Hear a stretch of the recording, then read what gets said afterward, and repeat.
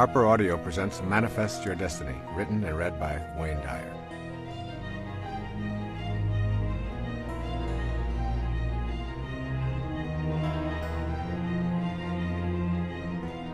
I would like to begin this program with two quotations from the New Testament, the book of John. I'd like you to keep them in mind as you listen to this entire program because they really are reflective of all of the messages that are in these 9 principles. The first is from John 10, verse 34. Is it not written in your law, I have said, you are gods? And then from John 14, verse 20, on that day you will know that I am in my Father, and you in me, and I in you. You have the power within you to attract to yourself all that you could ever want.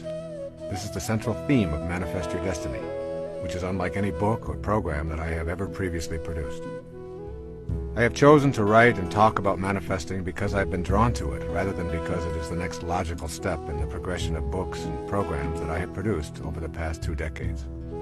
As I began writing, I felt a kind of humility, along with a feeling of arrogance.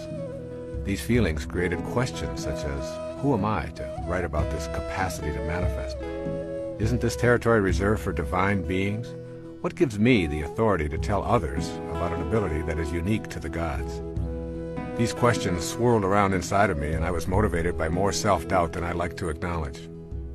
And then I did what I have encouraged my readers to do in my most recent book, Your Sacred Self.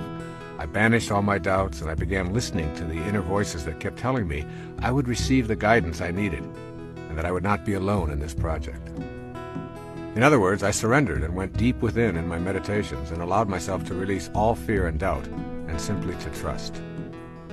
It was at this time, as I was considering writing these principles and producing this program, even though I had no clear idea what they were precisely, nor in what order they should be presented, that I received a message from a teacher named Guruji, to whom this book is dedicated.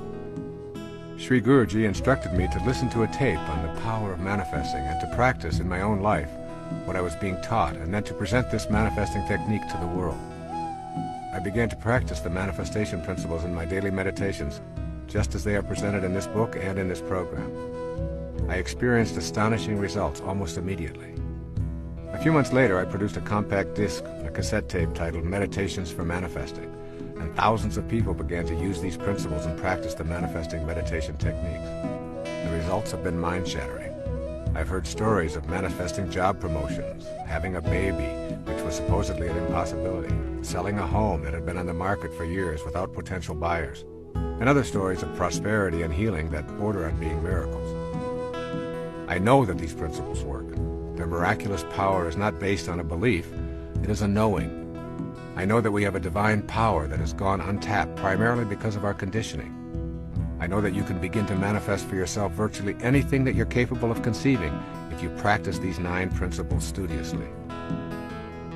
Make an effort to listen to these principles and begin to apply them in your daily life without judging them based on what you have been conditioned to believe about yourself as a person who is, quote, only human, unquote, and therefore limited. What you desire is of central importance, though you may never before have even thought of desire and higher spiritual awareness as compatible concepts. Yet the process of creating begins first with a desire. Your desires, cultivated as seeds of potential on the path of spiritual awareness, can blossom in the form of the freedom to have these desires in peace and harmony with your world. Giving yourself permission to explore this path is allowing yourself the freedom to use your mind to create the precise material world that matches your inner world. That inner world is the catalyst for determining your physical world experiences. You will have to abandon the idea that you are powerless over the circumstances of your life. You will need to shift out of the group mentality that says you are incapable of manifesting. Examine the pressures and beliefs which reflect the thinking of your immediate family, your extended family, your community, your religious groupings, your ethnic grouping, your educational business groupings, or any of a multitude of specialized units of people. Determine the areas of your life that are jammed up with the teachings of those mindsets, causing your personal evolution to be slowed down because what you truly desire or believe is not getting any energy from your unique individuality.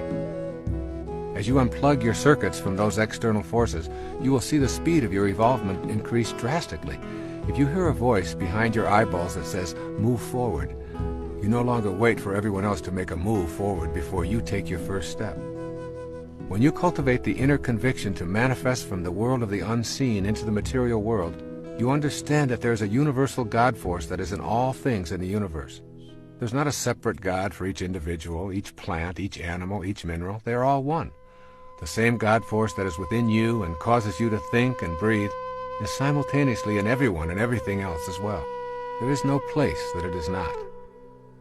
Consequently, that which you perceive to be missing from your life also contains the same God force or universal intelligence that is within you. Manifesting then becomes doing nothing more than bringing into form a new aspect of yourself. You are not creating something from nothing. You're learning to align yourself with an aspect of your being that your senses have not known they could activate. You and that which you want to manifest into your life are one. As I wrote this book, I had the most peaceful experience of writing that I've ever enjoyed. What you are listening to right now is the result of these 9 principles. The key word I kept in mind as I wrote and allowed these principles to manifest through me was the word tight. That means to me, no extraneous verbiage, no case studies, and a minimum of quotations. Each principle is explained in as straightforward a manner as I know how. Each came directly from my heart and not from my head. When I felt I had said what was needed to be said, and when I had provided specific suggestions for implementing the principles, I simply stopped. You are listening to the tightest handbook I know how to devise to teach the fundamental principles for spiritual manifestation. My internal knowing is that when you practice these 9 principles, you will be given guidance. You will not be alone on this journey, and you will see your desires manifest as your destiny in your daily life. Finally, you will know that your job is to say yes rather than how. I'm sending you all green lights. The first principle is called becoming aware of your highest self. Within you is a divine capacity to manifest and attract all that you need or desire. This is such a powerful statement that I suggest you listen to it over and over again and savor it before you begin this journey. Remember, within you is a divine capacity to manifest and attract all that you need or desire. Most of what we are taught to believe about our reality conflicts with this statement. I have a divine ability to manifest and attract what I need or desire. Becoming aware of your highest self does not happen through physical effort, nor can one rely solely upon supernatural techniques. What is essential is that you learn that you are both a physical body in a material world and a non-physical being who can gain access to a higher level. That higher level is within you and is reached through the stages of adult development. I present these stages with some degree of expertise because I've spent many years in each of them. They have been stepping stones to my awareness of my higher self. Each stage involved experiences that permitted me to move ahead in my thinking and my awareness. There are 4 stages of adult development. The first is called the athlete.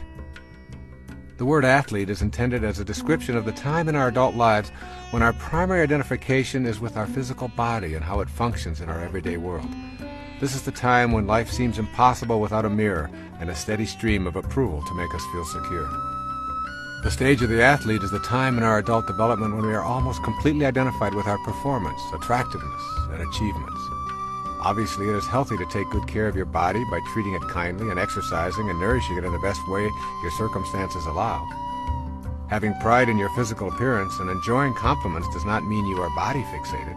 However, if your daily activities revolve around a predetermined standard of performance and appearance, you are in the stage that I am calling here the athlete. The second stage is identified by the word the warrior. When we leave the athlete stage behind, we generally enter the stage of the warrior. This is the time when the ego dominates our lives and we feel compelled to conquer the world to demonstrate our superiority. My definition of ego is the idea that we have of ourselves as important and separate from everyone else. The ego-driven warrior objective is to subdue and defeat others in a race for the number 1 spot. During this stage, we are busy with goals and achievements in competition with others. This ego-dominated stage is full of anxiety and endless comparison of our successes. Trophies, awards, titles, and the accumulation of material objects record our achievements. The warrior is intensely concerned with the future and who might be in his way or interfere with his status.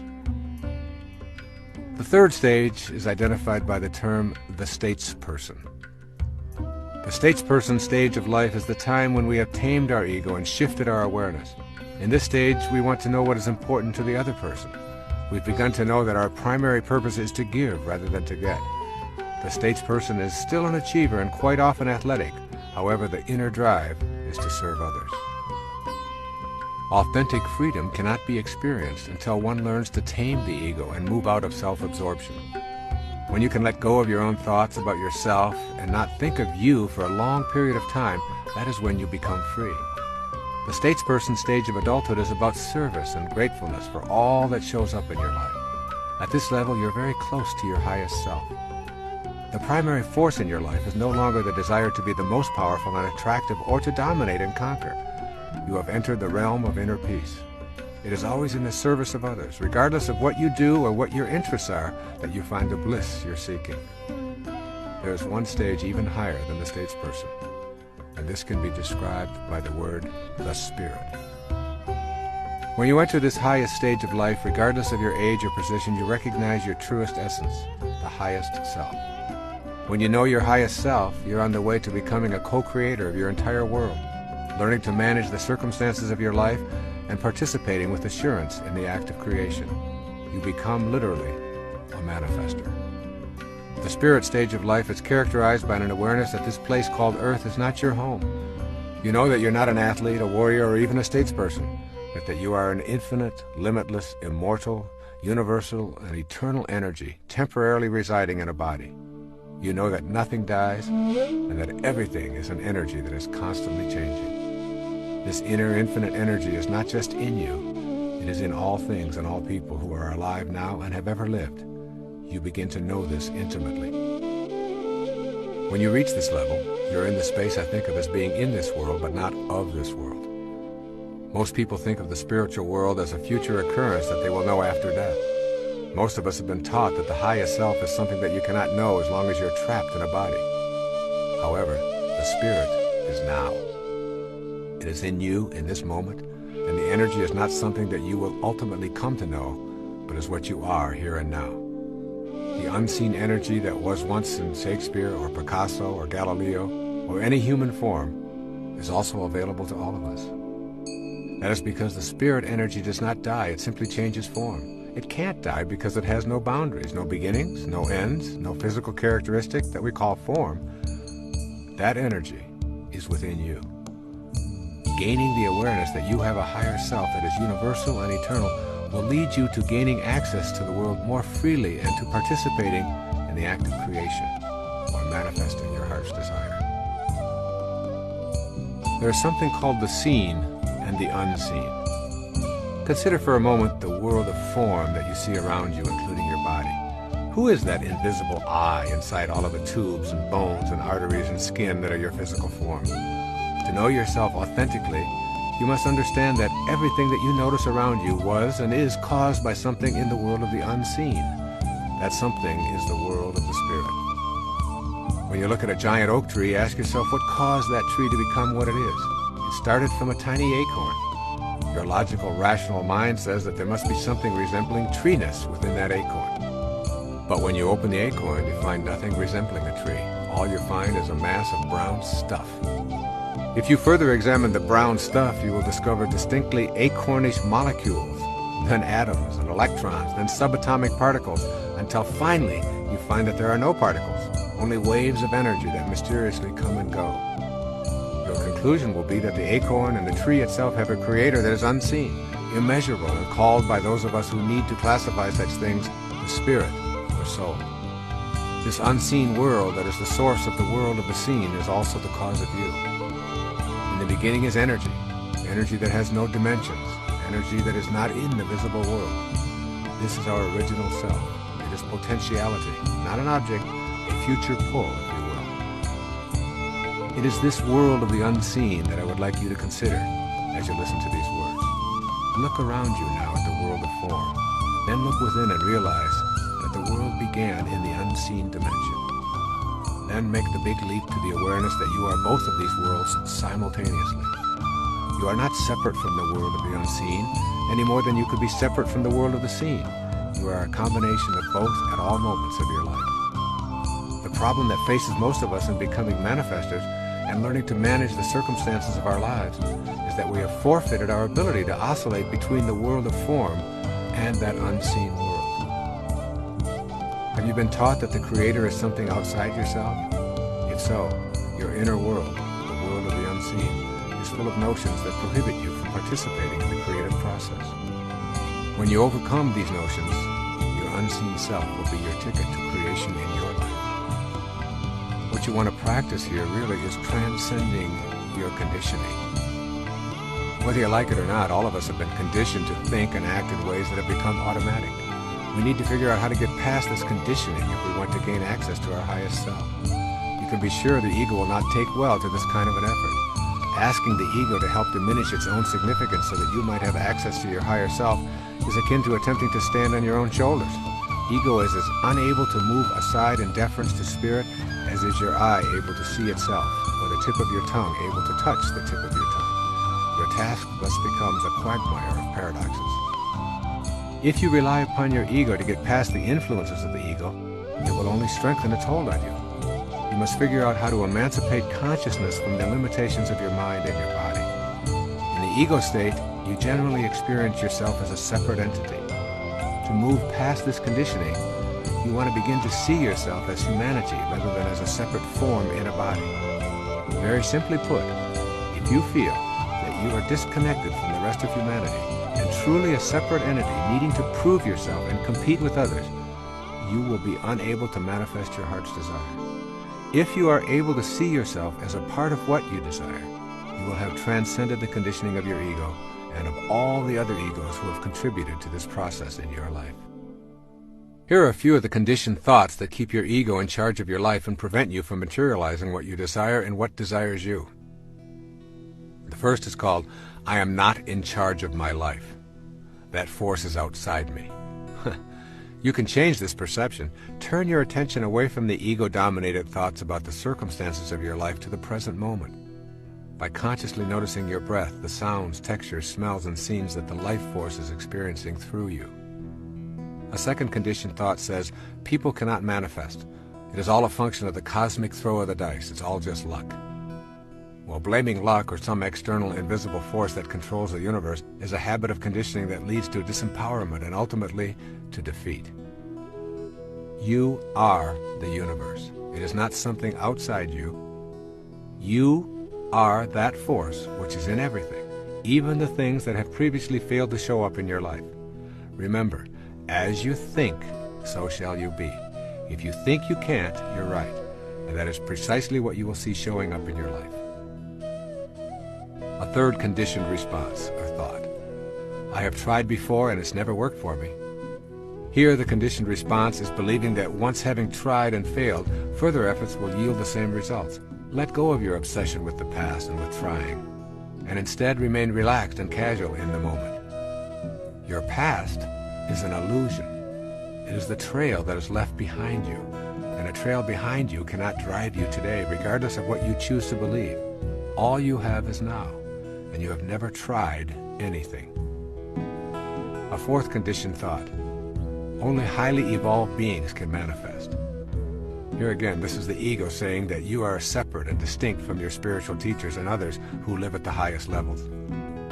Relinquish those thoughts and replace them with seeing yourself as connected to everyone by that unseen life force that is your divine essence.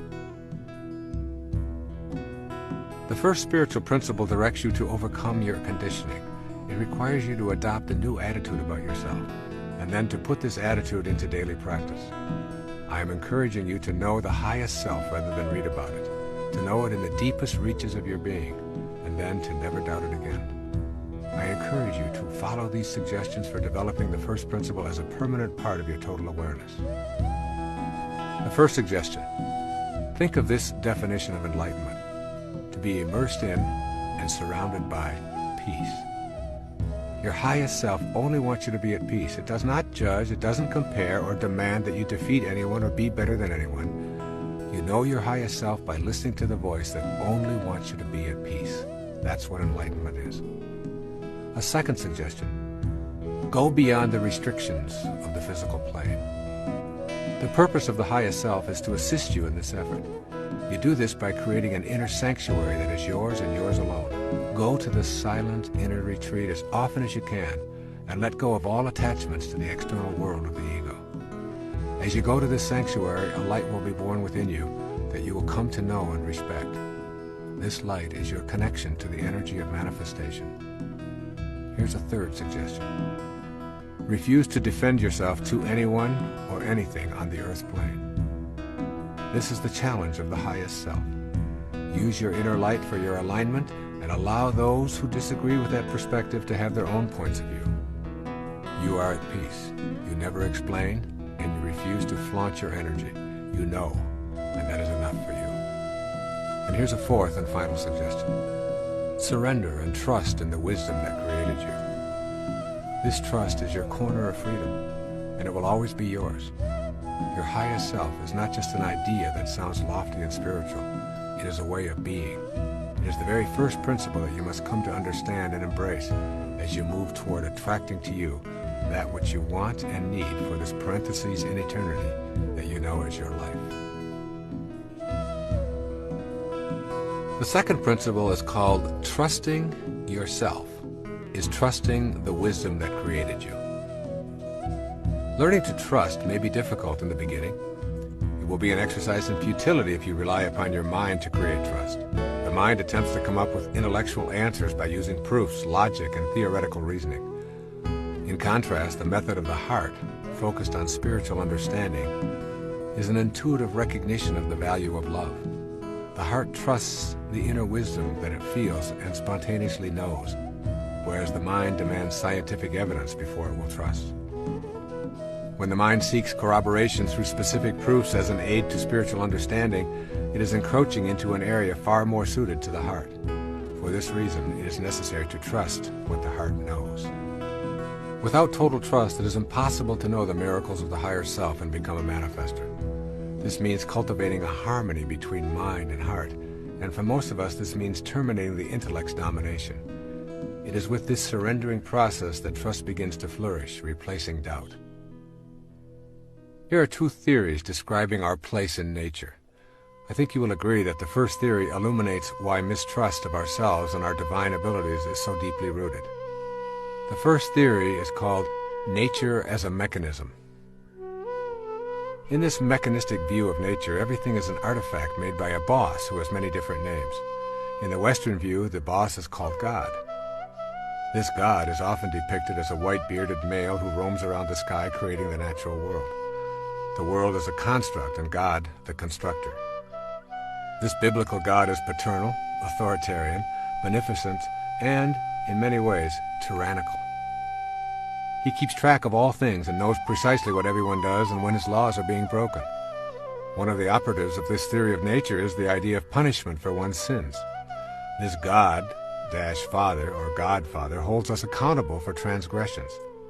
All subjects are considered born with the stain of sin as a part of their nature and are therefore untrustworthy.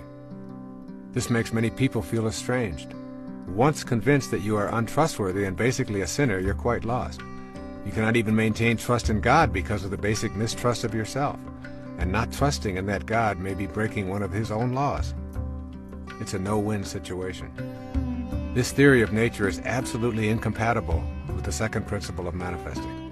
You cannot tune into the power and energy of the universe to create and attract an abundant life if that energy and power is outside of yourself. There's a second theory of nature that I call nature as spontaneous and non-judging.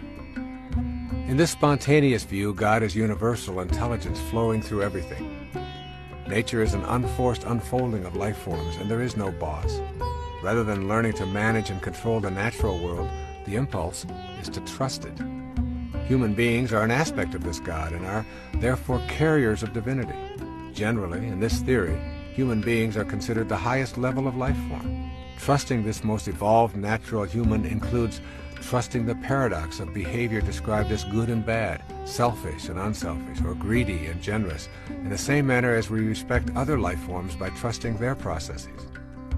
This second principle directs us to develop an inner knowing so that the natural process of what desires us is what we desire. Think of yourself as a consciousness being played out by God, just as a wave is a part of the ocean that is being played out by the ocean itself. The unseen divine energy is the ocean that your waveform is a part of. You can call it God, ocean, or anything else. This is a profoundly exquisite realization because with it, you bring to your consciousness the inner awareness that you are actually in all things. This leads to miraculous manifestations. You begin to consider what it means to be in all things at one time. Authentic trust is only available through the knowing heart. When you enter this trusting space, everything will come to you that belongs to you because you've created the inner capacity to receive it. The irony is that what you wish to receive is a part of you. This can be a troublesome concept to grasp because of the ego's attachment to being separate and special. Nothing in your rational mind could convince you that water is made of 2 parts hydrogen and 1 part oxygen. It appears to be a fluid that flows and has nothing to do with gases. But when we subject water to scrutiny, its constituent elements become manifest. And so it is with the idea of being in all things at once. If you truly trust in this notion, you realize that everything that you perceive as missing in your life is a part of the same energy that you are. Manifesting becomes the art of bringing to yourself that which is already you. I have deliberately chosen not to use many quotations in this program. But I want to emphasize that every spiritual master and all of the saints, teachers, and gurus or priests throughout history have espoused similar advice. This perennial philosophy connects all humanity from tribal and ancient to civilized and present times. It is the message that God is within and outside every living thing, and that there is a world we are a part of that is not subject to the changing world of time and space that we presently are a part of. Since it is everywhere, it is not only within you, it is you. The meaning of this is that God is not to be found so much as discovered within yourself. The statement, "Thou art the path," is more than an ecclesiastical admonition. It is a statement of your reality. And then you must consider prayer and what it means to understand this concept of trust. In the matter of prayer, it seems that we often view God as a gigantic vending machine in the sky who's going to grant us our wishes when we put in the proper tokens in the form of prayers. We expect to insert prayers, then pull on the knob and hope that God will dispense the goodies. The God vending machine becomes the object of our veneration.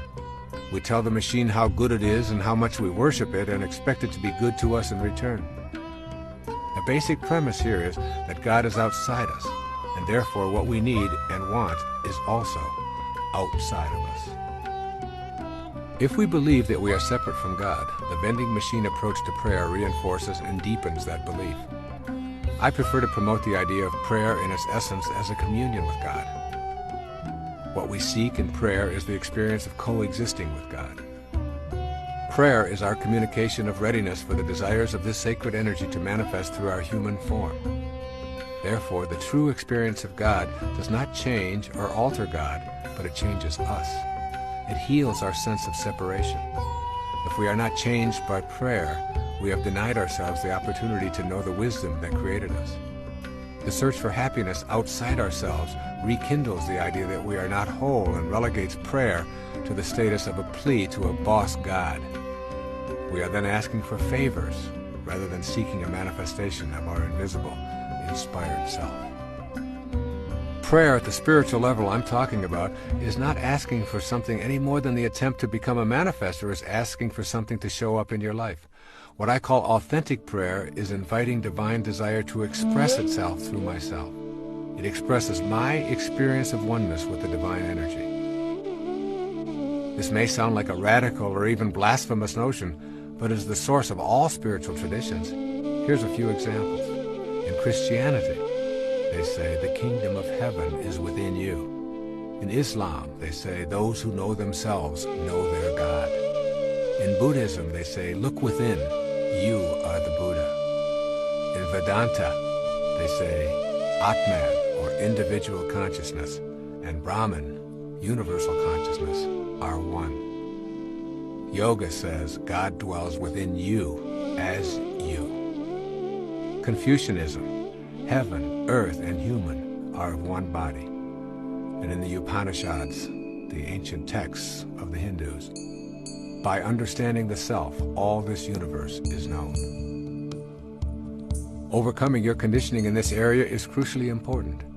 Replace thoughts about your experiences with the experience of prayer. For instance, praying in this sense can be a sentence such as, "Sacredness, guide me now," or "Sacred love, flow through me now," silently reciting instead of thinking thoughts. Prayer in this form is tilling and clearing the inner self of ego chatter, so that what you desire and what desires you can grow.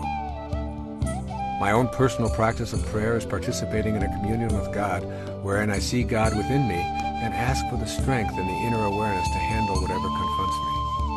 I keep reminding myself that heaven on earth is a choice I must make, not a place I must find. Trust, then, is the cornerstone of my praying, and with it comes the peace that is the essence of manifesting. And this idea of peace really becomes the result of this trust. You may recall that earlier I defined enlightenment as being immersed in and surrounded by peace. The more you trust in the wisdom that creates all, the more you will be trusting in yourself. The result of trusting is that an enormous sense of peace becomes available to you.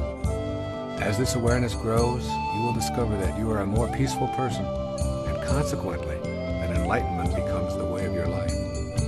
Being independent of the good opinion of others and being detached from the need to be right are two powerful indicators that your life is shifting toward a consciousness of trust in yourself and trust in God. Yet there are many people in our lives who disturb our state of peacefulness. The people whom we agree with and share similar interests with us are easy to accept and actually teach us very little. But those who can push our buttons and send us into a rage at the slightest provocation are our real teachers, disguised as manipulative, inconsiderate, frustrating, non-understanding beings. The peace that is enlightenment means that you are not only at peace with those who share your interests and agree with you, and with strangers who come and go, but also with those master teachers who remind you that you still have some work to do in yourself. Peace occurs when your highest self is dominant in your life. When you begin to feel peace as the result of trust, you are enjoying a healthy soul. There are many things that you can do on a regular basis to make this second principle of trusting in the oneness a reality in your life. Here are a few suggestions to nurture trust in yourself and in that oneness. The first is called begin by admitting your confusion or failures. When you're honest with yourself about every aspect of your life, you discontinue identifying with separateness. You then become ready for the insight that trust in yourself and trust in ultimate truth are one and the same. A second suggestion is to keep in mind that you cannot go to a higher ground if you're hanging on to a lower level. You cannot leave the physical world if you're so attached to it that you refuse to let go. The concept of trust involves surrendering to and trusting the God force. A third suggestion is to acquire a rebellious attitude toward the philosophy that preaches a style of God as boss, who is authoritarian and a benevolent tyrant. Rejection of this model does not mean that you are an atheist, but rather a believer in the true meaning of divinity. A fourth suggestion is to remember that trusting does not mean you never experience life's valleys. There will be peaks and valleys as long as you live in this physical plane. Do not abandon trust when your ego thinks things should be different than they are. It is better to embrace trust when darkness is present, knowing that light will follow. Begin to look for the lesson in the darkness, rather than cursing it. And a fifth suggestion is to take your serious problems and turn them over to God. Say something like the following: I've not been able to resolve these issues in my life. I would like to show my trust in the divine force by simply turning them over to your divine hands, which I know are also mine. And I trust that this action will lead to a resolution of these problems. A sixth suggestion is to remember that the presence of complete trust is evident in your life when what you think and feel and do are all balanced and in harmony. To say, I believe in a healthy body, and to practice eating in unhealthy ways dissolves trust in yourself. When you are incongruent with your thoughts, you are showing a lack of trust in the divinity that is your essence. And finally, a seventh suggestion: begin a meditation practice of contemplating the supreme principle that is beyond the pettiness of this world. Meditation is not merely making the mind think that it is meditating. Meditation is literally the embodiment of truth and trust. It is knowing that I can confront myself in a spirit of serenity, and that what I seek will be attracted to me. This then is the energy of manifesting, and it comes most frequently when the mind is quiet. It is the quiet mind that comes in contact with the truth. This process of closing my eyes and becoming serene gives me the ability to tap into that source of inspiration. Inspiration, the very word comes from in spirit. This second principle of manifesting leads us to a higher place within ourself. You will be a silent sage, moving through this material plane, knowing that you have tapped into a source of inspiration that provides you with all the sustenance you need. Indeed, you will begin to see how this earth plane is really a very big part of you, more so than you might ever have imagined. And this then becomes the subject for the third principle of manifesting.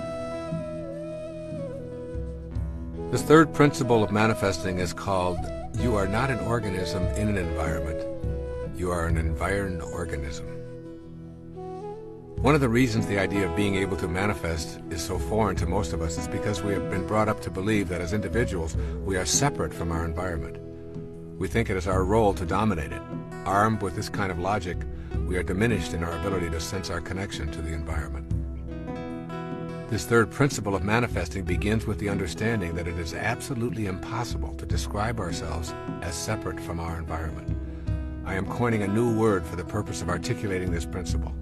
Consider yourself an environed organism. This word signifies that there is absolutely no difference between you and your environment. You are your environment, and even more significantly, for the purposes of this tape, your environment is you.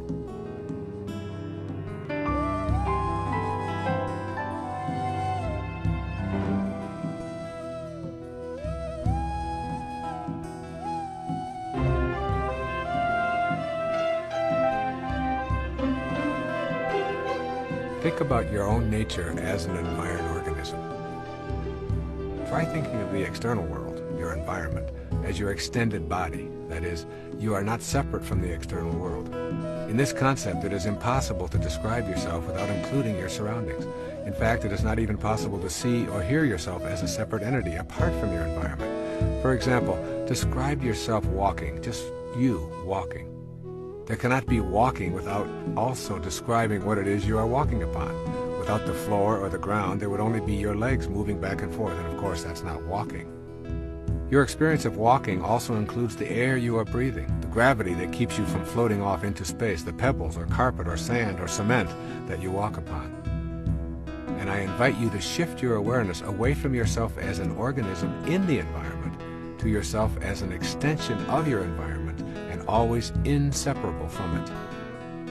This means that you have to think of yourself as an individual and as an environment simultaneously. Have you ever seen a person with a front but without a back? Have you ever seen a person with an outside but without an inside? Well, these rhetorical questions are meant to stimulate you to consider how you can be differentiated and undifferentiated at the same time, and why this is important in learning to manifest your life as you choose.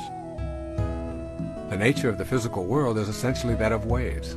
Each wave of energy that makes up a physical mass has a crest or a peak and a nadir or a valley. These tops and bottoms of the waves are always easy to identify as separate, yet they are always together.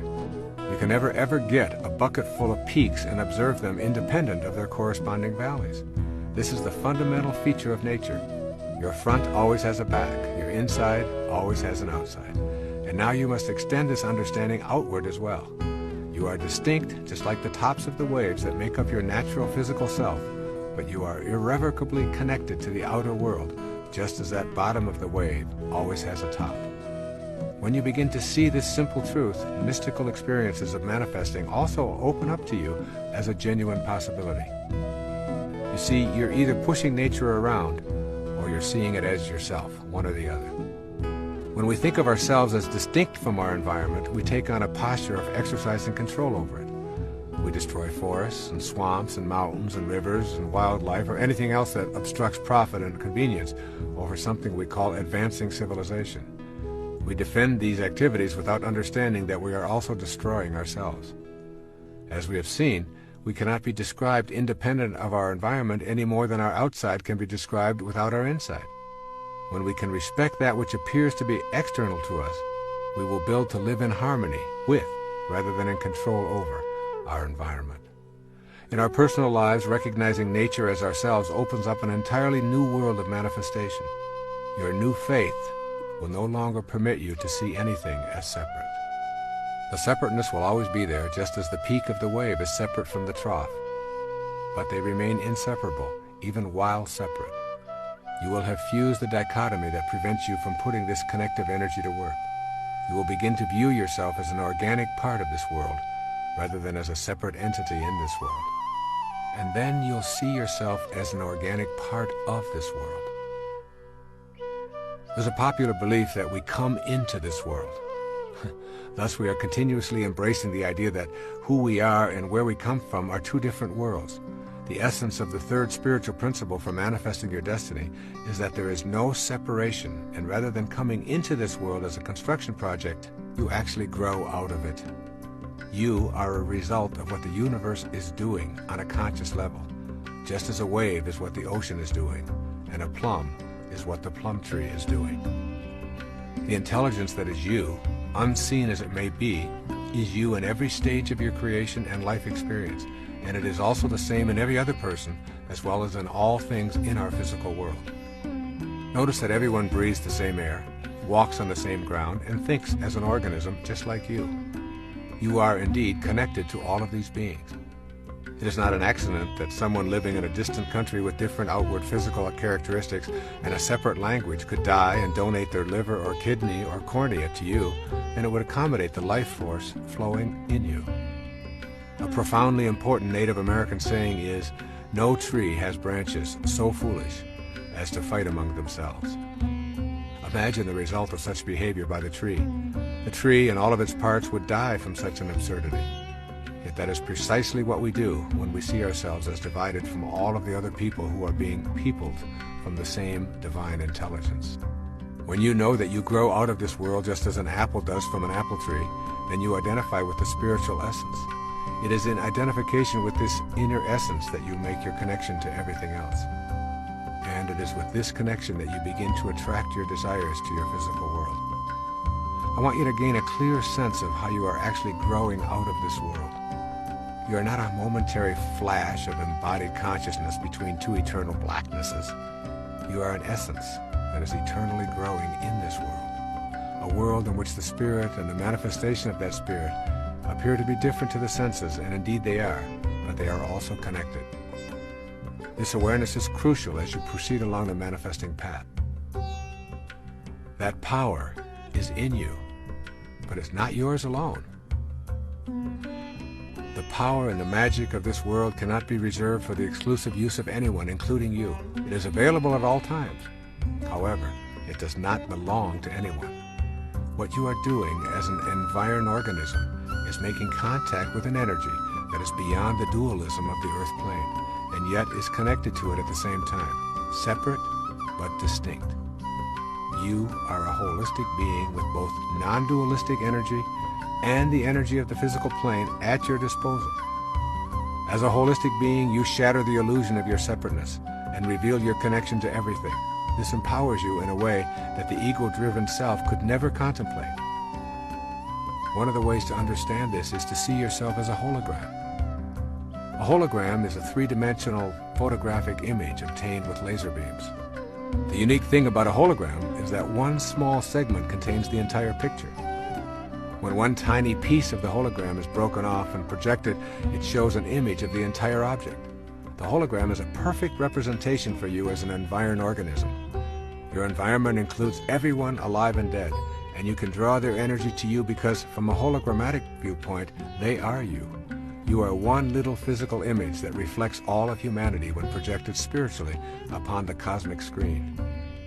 Each and every one of us is the whole of humanity. You cannot escape this conclusion. Human beings are the same everywhere. We share the emotions of fear, love, hate, and jealousy. We also share our life-giving blood, intermingling it for the survival of those who need it, and we have the same internal organs and thoughts. When you perceive yourself in the hologram that is humanity, you connect on an energy level to everyone else in your environment. An environed organism most truly is a reflection of it all, and this energy that you share is shared by all. This awareness gives you the option to tap into this universal energy anywhere, at any time, by metaphorically projecting yourself to reflect the whole. When you can do this without doubt or reservation, you can literally see how your inner thoughts and desires are not only within you, but are within the whole of humanity, which is abundantly boundless. As an environed organism, you are a single individual who is only a part of the picture at the same time that you contain the whole panorama. Moreover, the content of your consciousness is also hologrammatic in nature. Consciousness is the mental condition of being aware. The power of your thoughts in this hologrammatic view can be projected in such a way as to connect to all of humanity. Your thoughts are literally connected to the thoughts of everyone else, as are your emotions, your desires, your total inner world. You can learn to use this connection to nurture your own divinity, and therefore, by definition, the divinity of all of humanity. The nature of a hologram and the nature of you as an environed organism are one and the same. The Bhagavad Gita, the holy book of the Hindus, summarizes the point of view as profoundly as I've ever heard. Listen to these words. He who sees that the Lord of all is ever the same in all that is, immortal in the field of mortality, he sees the truth. And when a man sees that the God in himself is the same God in all that is, he hurts not himself by hurting others. Then he goes indeed to the highest path. The key phrase in this profound passage is, in all that is. This includes you and me and everything that is. It is you. You are not separate from it. Here are a few suggestions for beginning to implement this principle, this third principle of manifesting, which says that you are not separate from your environment. First, make a conscious effort to check yourself when you begin to think in ways that reflect separateness. Imagine yourself as a part of all that you see, and make an internal attempt to project the energy of your thoughts into all that is alive on the planet. This inner practice will help you to embrace the concept of you as an environed organism rather than an organism in an environment. Secondly, contemplate the energy that is your life force.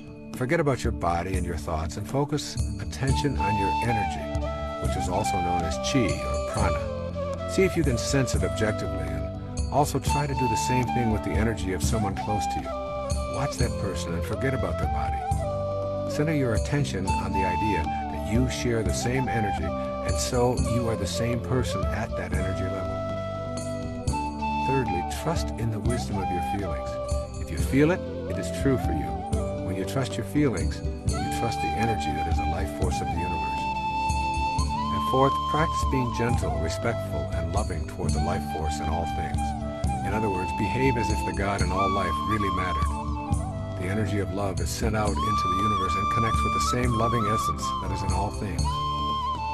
Fifth, determine that you will spend some time each day alone and in silence meditating on this principle. Repeat the principle over and over as a silent mantra. I am not an organism in an environment. I am an environed organism.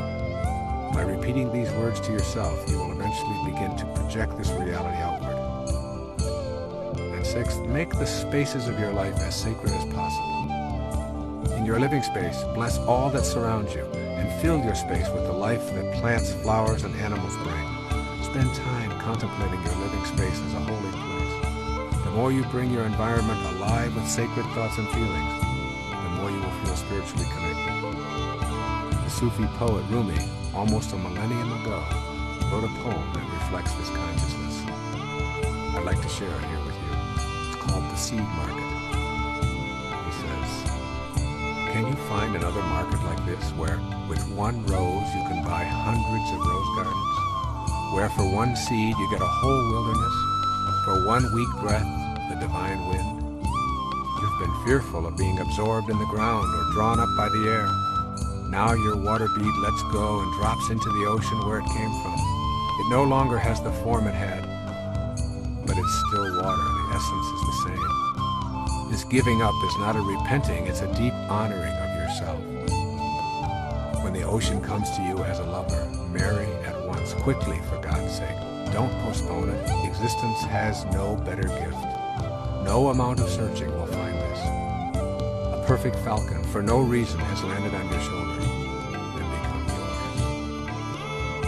yours. A seventh suggestion is to become aware of how your judgments prevent you from connecting to whatever you are judging. A judgment is a definition of yourself as separate from that which you are judging. Remember that it is possible to look out on the world and not condemn it, to have absolutely no judgment or interpretation of it, but to just allow it to be. And an eighth suggestion: have fun with the idea of yourself as a hologram. If you remember that you are a tiny piece of humanity reflected in your own little image and personality, then you have a green light to reflect the humanity that you would like in your world. You are one tiny bit of a 6 billion or so piece hologram, and you reflect all of those 6 billion pieces at every given moment of your life. This is the third principle of spiritual manifestation. We are all simultaneously our own beings and all that is outside us as well. We cannot ever separate ourselves from our environment while we are in a physical body. Knowing this puts us in touch with the energy of attraction that is the subject matter of the fourth principle. The fourth principle of spiritual manifestation says, you can attract to yourself what you desire. The central notion of manifesting is the understanding that you have within yourself the ability to attract the objects of your desire. Now, this may still seem to you to be out of your power, but if you have understood the previous three principles, then you're beginning to know that this power is within you. Being able to attract your desires may seem more likely when you consider how things move from the world of the formless into the world of the form. In one of the most intriguing sentences in the New Testament, St. Paul addresses this process of creation. He says it this way: things which are seen are not made of things which do appear. St. Paul is telling us that the creative energy is neither solid nor restricted. The physical world of form originates in something other than the form itself. St. Paul's words form the basis for my writing about this principle and for several of those to come in this tape. I believe they suggest how energy informs our ability to attract what we desire. St. Paul is giving us a clue about bringing our desires into the world of matter. Energy then becomes a force that we can tap into. In a film about his boyhood, Albert Einstein describes picking up a compass and watching it in fascination as the needle moved when he changed direction. He said that he became obsessed with understanding the invisible force that moved the compass needle. Where was the force located? Who controlled it? Why did it always work? Like magnetism, there is a force that has many characteristics that are quite impossible to detect with our physical senses. We call this force energy. Energy is in all things in our universe and has an impact upon objects around it with something that we describe as the power of attraction. In magnetic fields, we can easily see it at work, yet we're unable to detect the formless energy with our sensory apparatus. The force is there, attracting and repelling, and it is everywhere on our planet. If it is everywhere, then it is also within us. It seems unlikely that our senses will inform us any better than they help us comprehend how a magnetic pole works. We can see the results, but the force itself is always elusive and in motion. The essence of this fourth principle of manifesting is that we can utilize this energy because we are this energy. We can use this universal energy to bring to us objects of our desire because the same energy that is in what we desire is also in us, and vice versa. It is simply a matter of alignment and will that allows us to tap into this force.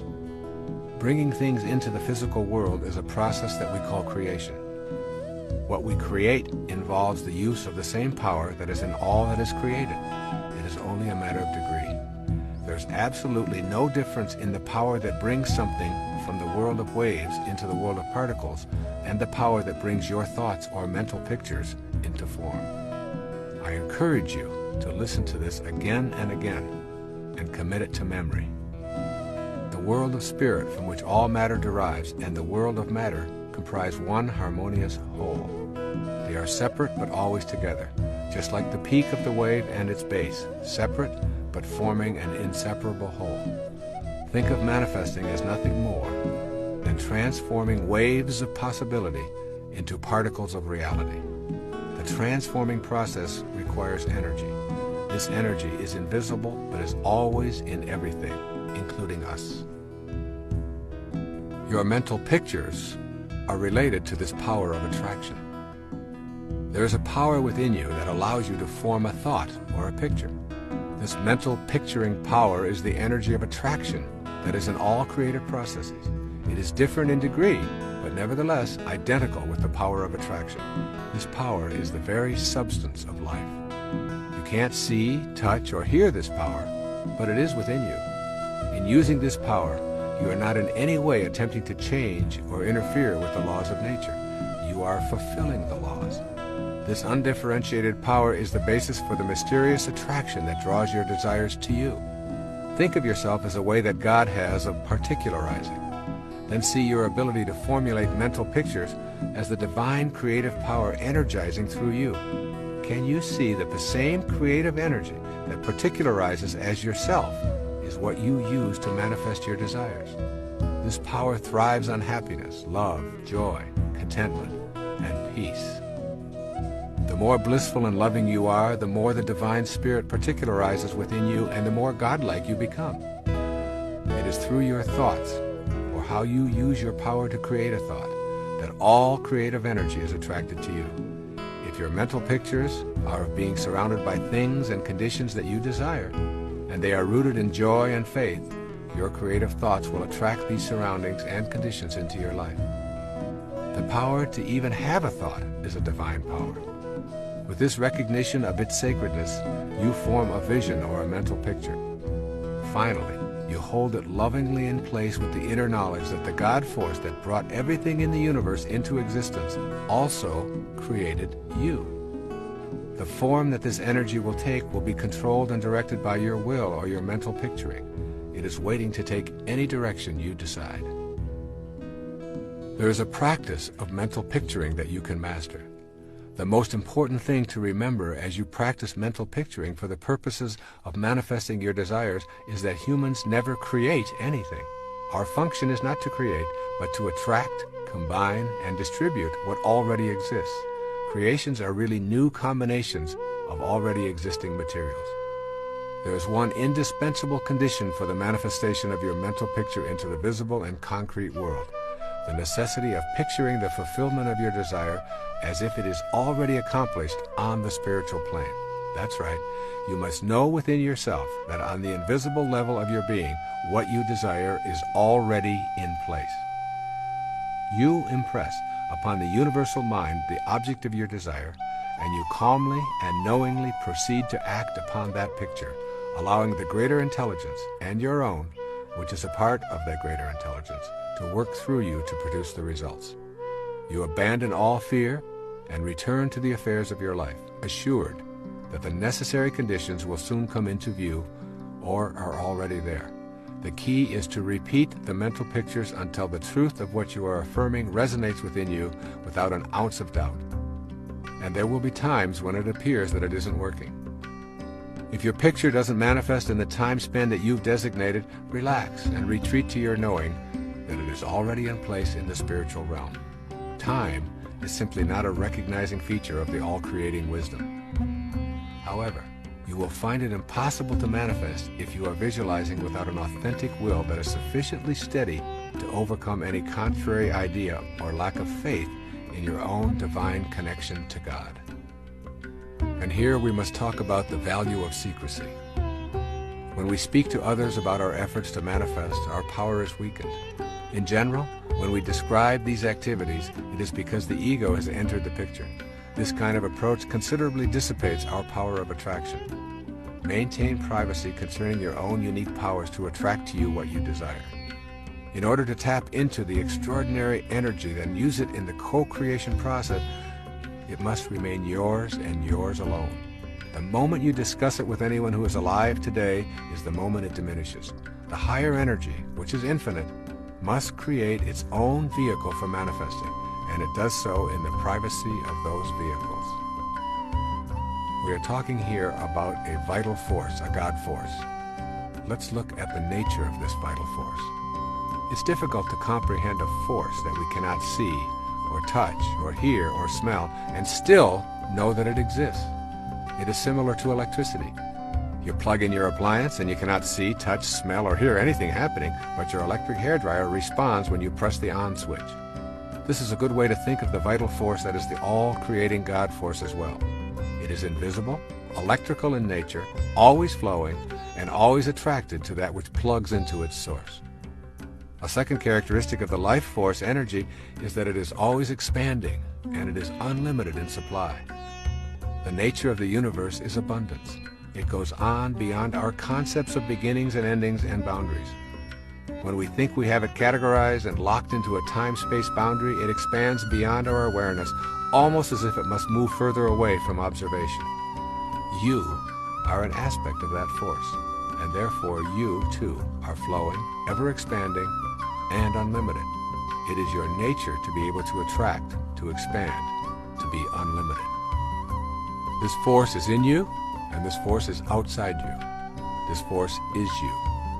By knowing the nature of this force and seeing yourself as a divine expression of it, and by going within to the power that permits you to picture or desire, and then tapping that power with a private, loving, cheerful knowing, you are on your way to using this vital force in ways that were unavailable to you with your conditioned view of yourself.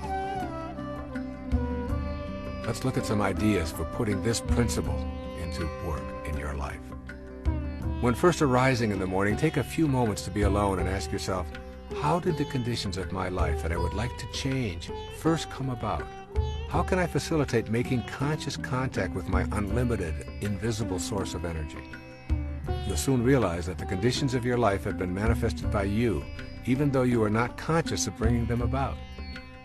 Your thoughts and mental pictures of lack and scarcity and self-absorption and authoritarianism and illness and guilt and worry, and all of these have been put into the universal spirit and have manifested in your life.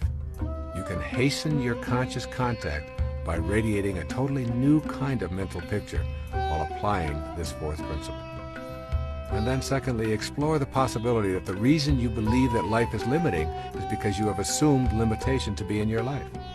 Does your view of life include the natural creative process reproducing within yourself?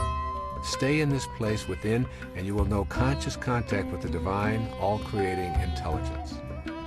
And then thirdly, never limit the spirit in any way. If you experience any kind of friction, know that it is an error in your thinking and picturing. Just continue to tell spirit what you want without telling it how you want it to happen. Then retreat in faith and trust. Fourthly, keep your mental picturing to yourself. What you want to attract is a private matter between you and God. And fifthly, begin to act as if what you would like to attract is already in your life. If you want to create healing, formulate the picture, radiate out that energy to connect with the all-creating energy, be cheerful and trusting in your knowing, share it with no one, and then begin acting in a new, healthy manner. If you want to materialize more prosperity, then start the process of thinking abundantly and acting that way also, giving thanks for all that has manifested into your life. And sixth, I recommend that you browse through Walt Whitman's Leaves of Grass daily. Here's a portion that speaks of our oneness with the divine energy. Listen to Walt Whitman. Athwart the shapeless vastness of space, how should I think, how breathe a single breath, how speak if, out of myself, I could not launch to those superior universes? Swiftly I shrivel at the thought of God, at nature and its wonders, time and space and death, but that I, turning, call to thee, O soul, thou actual me, thou matest time, smilest contented death, and fillest, swellest full the vastness of space. And so it is with you, no different from Walt Whitman or anyone else in the universe.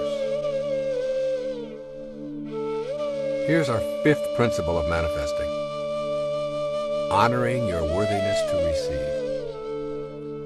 In order to become a manifester, literally taking part in the process of co-creating your life and attracting to yourself the objects of your heart's desire, you must know that you are worthy of receiving.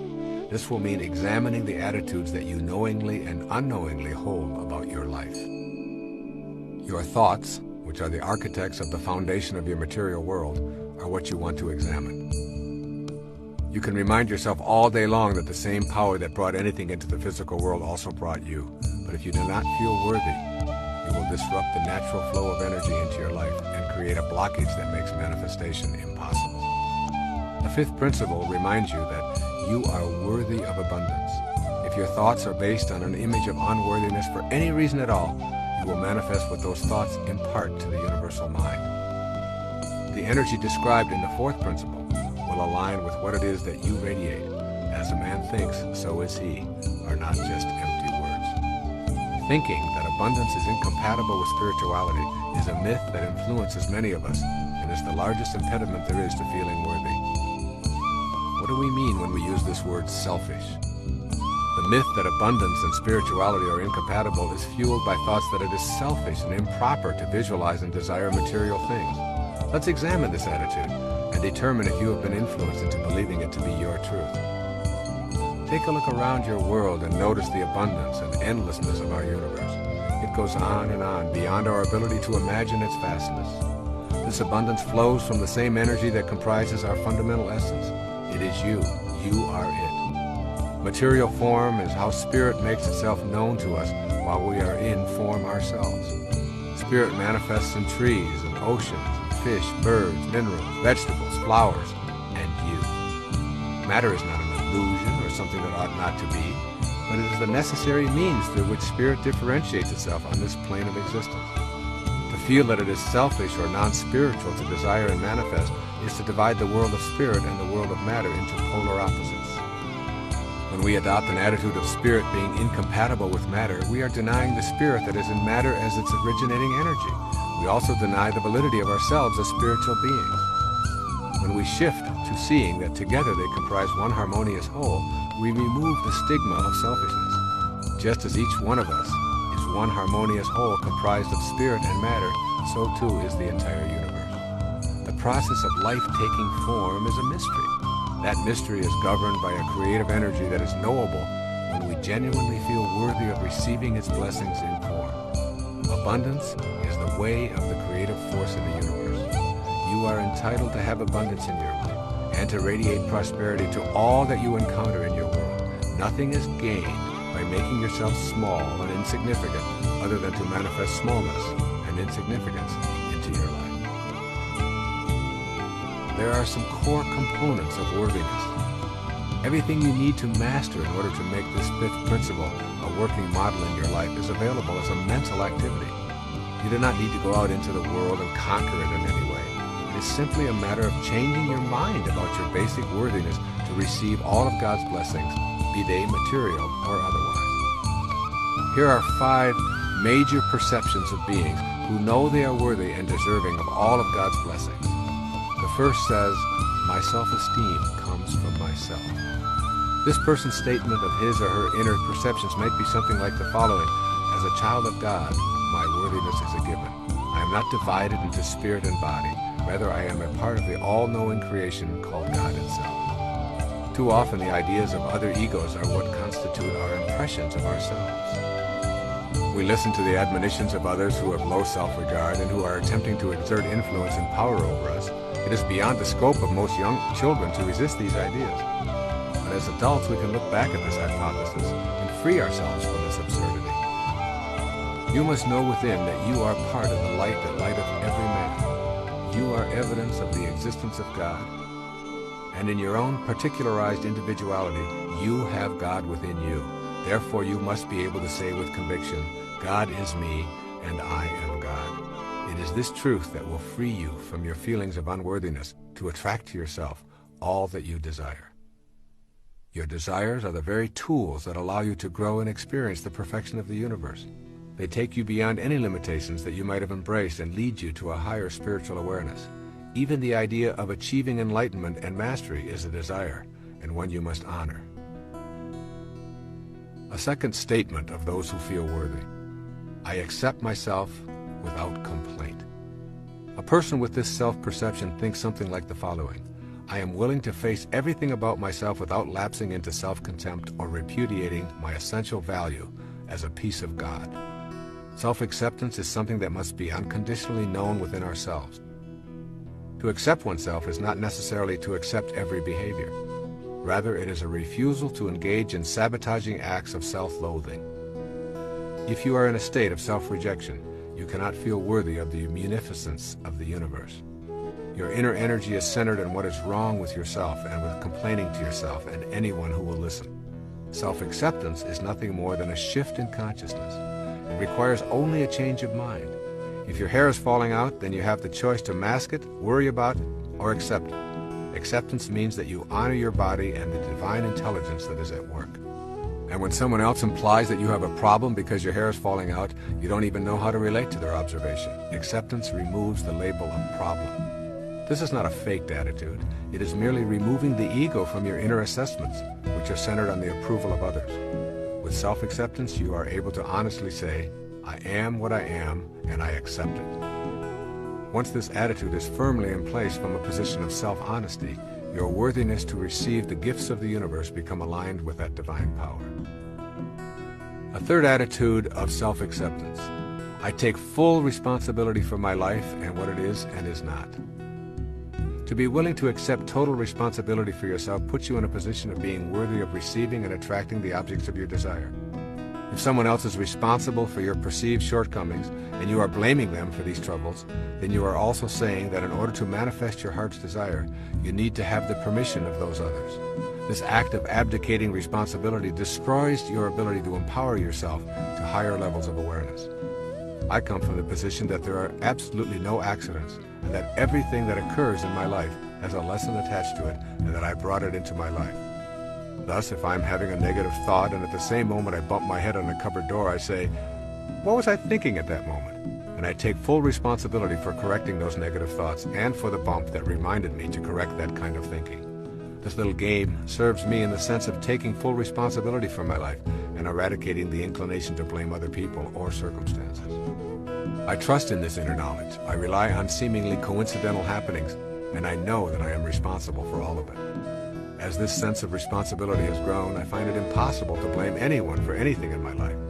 The willingness to be responsible without complaining puts you into the natural flow of all divine energy. With an attitude of self-responsibility, you will notice that the heavens are exceedingly cooperative. A fourth attitude of self-acceptance says, I do not choose to accept guilt into my life. This mindset creates thoughts such as, I will not use up the precious currency of my life, my present moments, immobilized with guilt over what happened in the past. This statement requires you to know the difference between A, genuine regret and learning from the past, and B, remaining in a state of reproach or guilt today. Learning from one's mistakes and taking corrective action are spiritually and psychologically sound practices. You did it, you didn't like the way you felt afterwards, so you decide not to repeat the behavior. That is not guilt. Guilt is when you continue to feel immobilized and depressed. Those feelings keep you from living effectively in the present. When you are filled with guilt, your energy is awash with anguish and self-reproach. You are so down on yourself that you are feeling unworthy of receiving blessings from the universe or anyone in it. Persistent feelings of guilt will prevent you from manifesting anything worthwhile because you are attracting the very same things that you are putting out to the universe.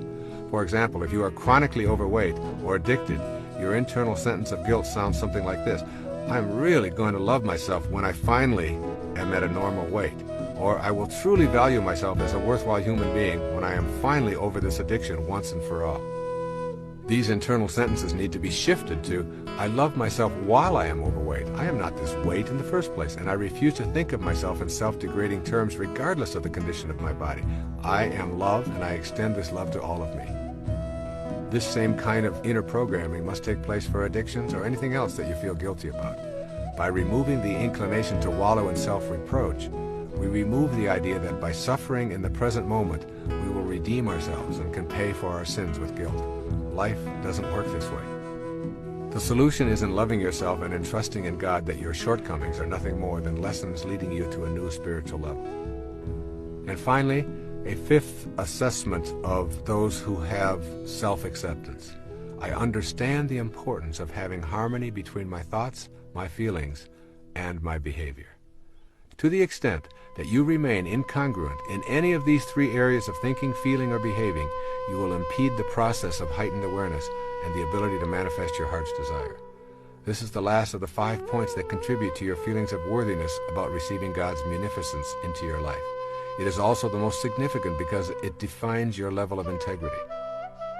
To have thoughts about how you would like to conduct your life, to posit these thoughts as your essential way of being, and then to feel guilty, fearful, anxious, or anything else as a result of not living up to these inner positions, results in addictive, manipulative, and self-defeating behavior. To be congruent, you must be honest about your own thoughts. If you are honest with yourself, you will find that your emotional reactions will be consistent with your inner world. You will feel peaceful and content, and this will be apparent in your behavior. This is true for virtually everything about your life.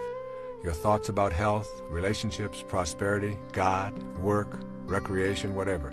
If these thoughts are rooted in love, and you honestly know that you are here to express love, kindness, and forgiveness toward yourself, toward your work and co-workers, toward the money you receive, toward your spiritual beliefs, then you will be in harmony, and you will welcome the blessings that result from your personal conduct in these matters.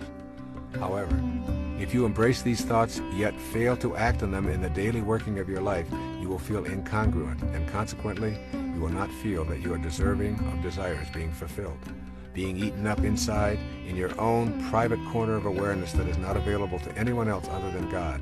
You will behave in self-defeating ways that verify your lack of inner congruity.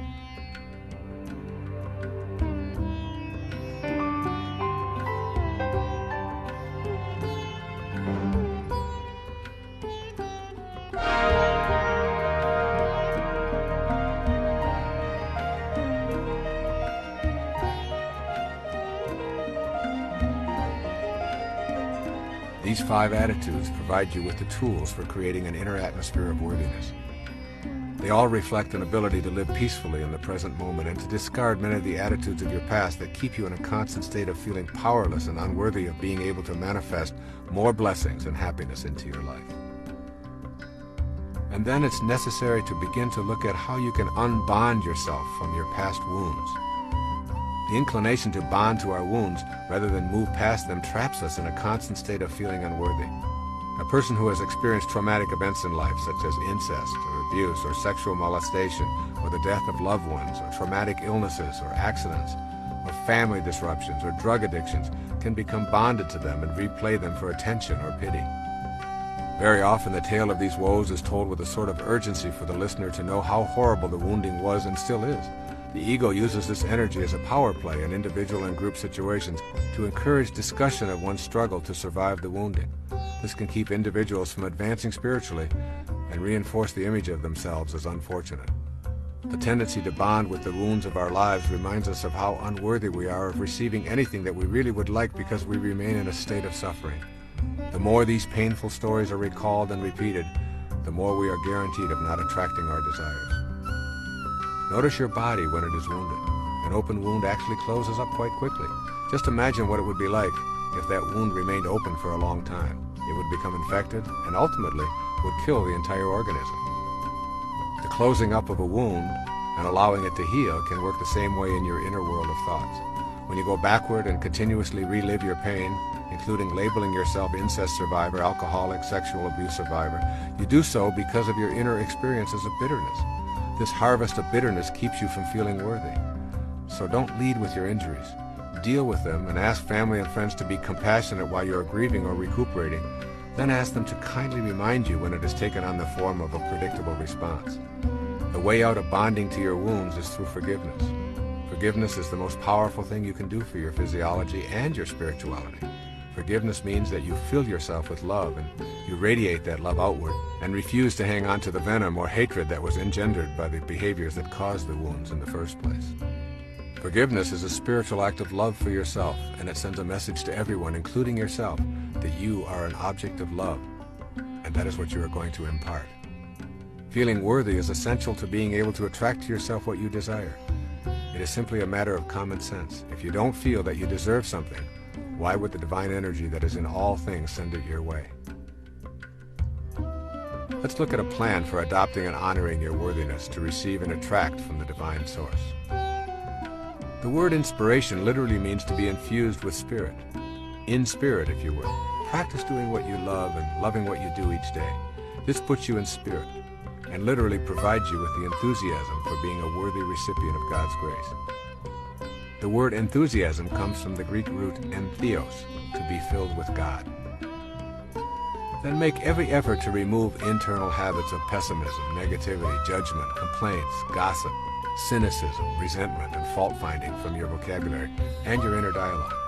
Replace them with optimism, love, acceptance, kindness, and peace as your way of processing your world and the people in it. Then give yourself quiet time each day to erase feelings of unworthiness.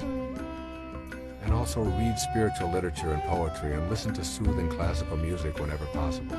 I have found that simply reading the poetry of Walt Whitman or Rabindranath Tagore or Rumi puts everything into a more sacred perspective for me. This beautiful poem from Khalil Gibran's The Prophet is an example of such literature.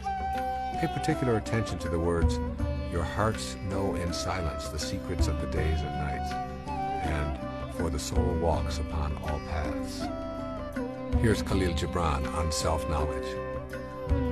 And a man said, "Speak to us on self-knowledge." And he answered, saying, "Your hearts know in silence the secrets of the days and nights, but your ears thirst for the sound of your heart's knowledge. You would know in words that which you would have always known in thought. You would touch with your fingers the naked body of your dreams. And it is well you should. The hidden wellspring of your soul must needs rise and run murmuring to the sea, and the treasure of your infinite depths would be revealed to your eyes, but let there be no scales to weigh your unknown treasure, and seek not the depths of your knowledge with staff or sounding line, for self is a sea boundless and measureless. Say not, 'I have found the truth,' but rather, 'I have found a truth.' Say not, 'I have found the path of the soul.' Say rather, 'I have met the soul walking upon my path.' For the soul walks upon all paths. The soul walks not upon a line, neither does it grow like a reed. The soul unfolds itself like a lotus of countless petals." Allow yourself to be surrounded by things of beauty as much as possible. Each evening I leave my typewriter and I go out to the beach and I experience the magnificence of the sun setting over the Gulf of Mexico. To be a part of this sunset fills me with a sense of home beyond this planet and opens me up to the deeper nature within myself. I could never feel unworthy of the grace and munificence of the universe when I'm immersed in such beauty. Virtually any experience of beauty has a tendency to remove doubt about your own divinity and connection to the ultimate truth that is in everything and everyone. And then practice kindness toward yourself and others as frequently as possible. Give up your need to be right and to win in favor of being kind, and you will soon know the bliss of inner peace. Remember, your highest self only wants peace. When you are practicing kindness, peace shows up right on schedule. When you are at peace with yourself and your world, you know that you are a worthy recipient of all that comes your way. Make it your own special mission to be kind to others each day at least once, and to extend the same privilege to yourself as much as possible.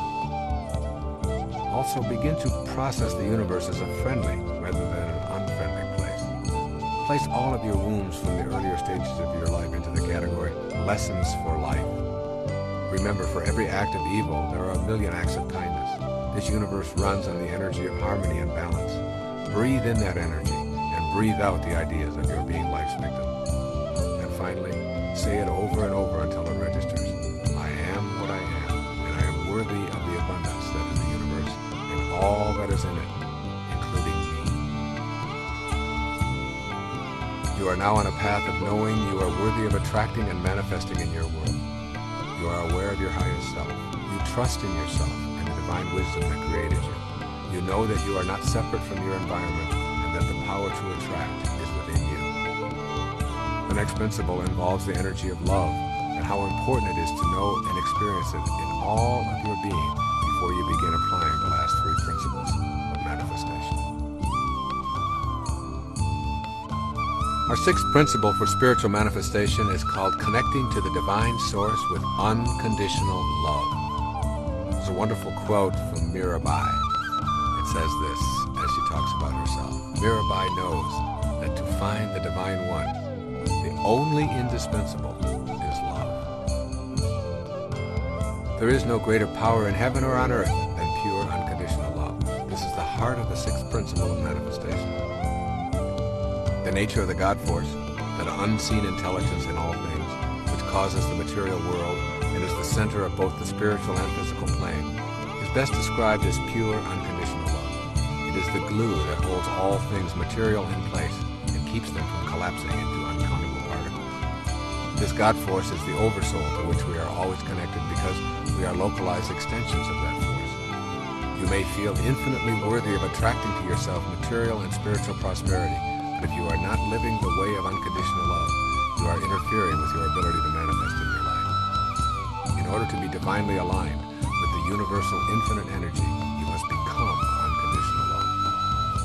This energy of love really dissolves all limitations. When I speak of love emanating from your soul and from the divine consciousness of God, I speak of something that the lower self or the ego cannot grasp.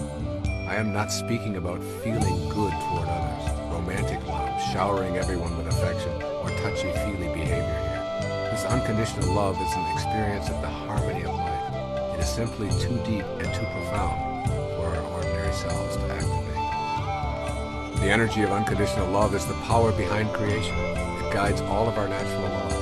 This love can be imagined as a vibration that carries thought forms from one's mind into material expression. In its highest nature, love is the force that we recognize as the will of God. It is the alchemy that we embrace to make sense of how things are materialized from the world of spirit. I suggest you embark on an experiment in which you practice unconditional love for several days, perhaps even a week. Make this a private activity, but vow to yourself that you will allow only unconditional loving thoughts to emanate from your consciousness. Refuse to have judgmental or critical thoughts. In your quiet time, think only peace and love. In all of your relationships, think and act in only loving ways. Extend loving thoughts and energy wherever and whenever you encounter anyone or anything. Become unconditional love for this period of time. This practice of becoming unconditional love is a prerequisite to the manifesting process. By pouring love into your immediate environment and practicing gentleness in all of your thoughts, words, and actions, your immediate circle of friends will begin responding in a whole new way. Furthermore, this act becomes expansive very quickly, and you can radiate this love to your community and to people you read about in newspapers, including those who are labeled terrorists, murderers, scam artists, and the like. You emphasize the in unconditional love. You become detached and loving toward all. You are not loving the hostile act, but you are loving the spirit that is blocked in those who are harmful and unloving. When you can live this way and reject all thoughts and actions that are not of an unconditionally loving nature, you will experience the alchemy of your spirit and know how to overcome limitations in your life. This is a task that your conditioning will not easily encourage, but for a few days you can persevere just so you know what the divine universal spirit is like. It judges no one and nothing. It does not moralize. It does not show favoritism. It merely exists as an unconditional love, radiating harmony and allowing everything and everyone to unfold. What can you expect as you practice a few days of being total unconditional love? You will feel yourself becoming a different person. You will feel at peace virtually all of the time. Your relationships will be more deeply spiritual.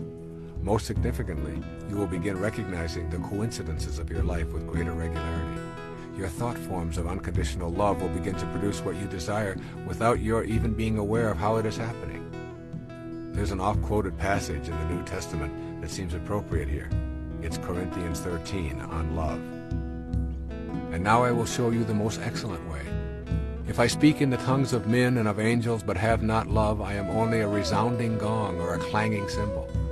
If I have the gift of prophecy and can fathom all mysteries and all knowledge, and if I have a faith that can move mountains, but have not love, I am nothing.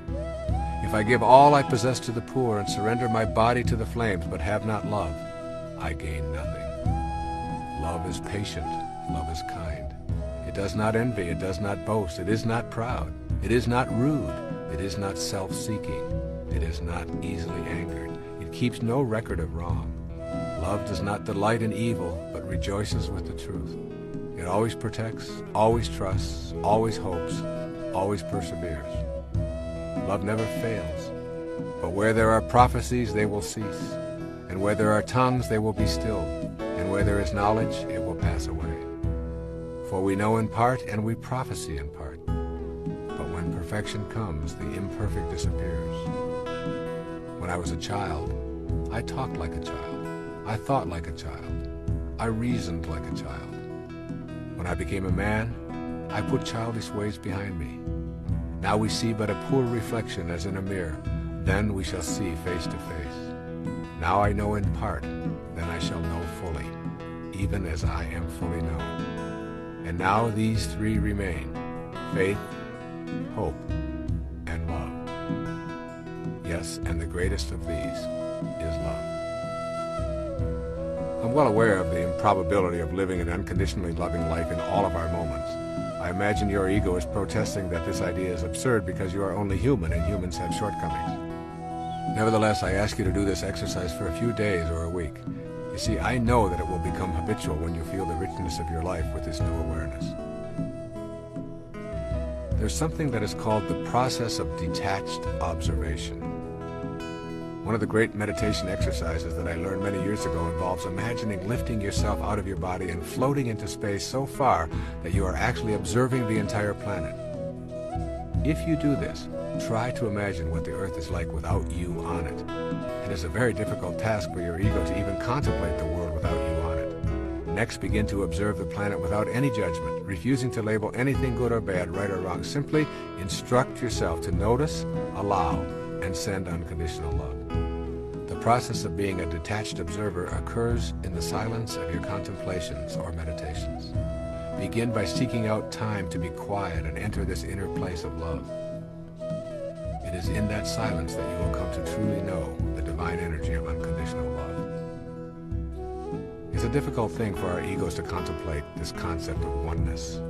Unconditional love and becoming a co-creator in your life is possible when you know that God is not separate from you.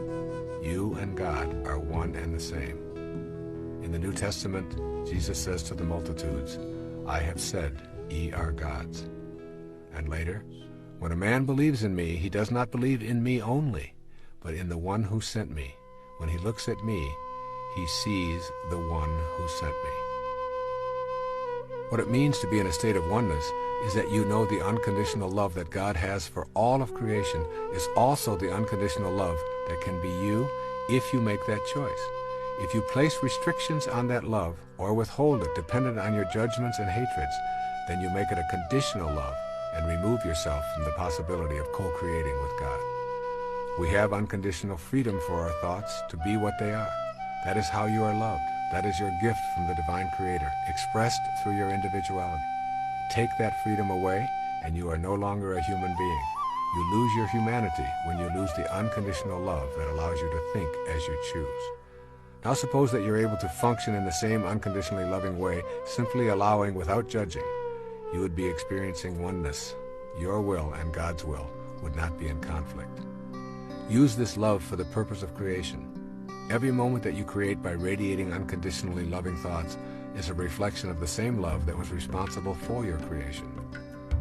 This unconditional love is really a power, the ability to reach a higher state of being, where there seems to be almost no delay between the creation of a thought form and having that thought form show up can be viewed in terms of unconditional love and an absence of making demands on or judging the world.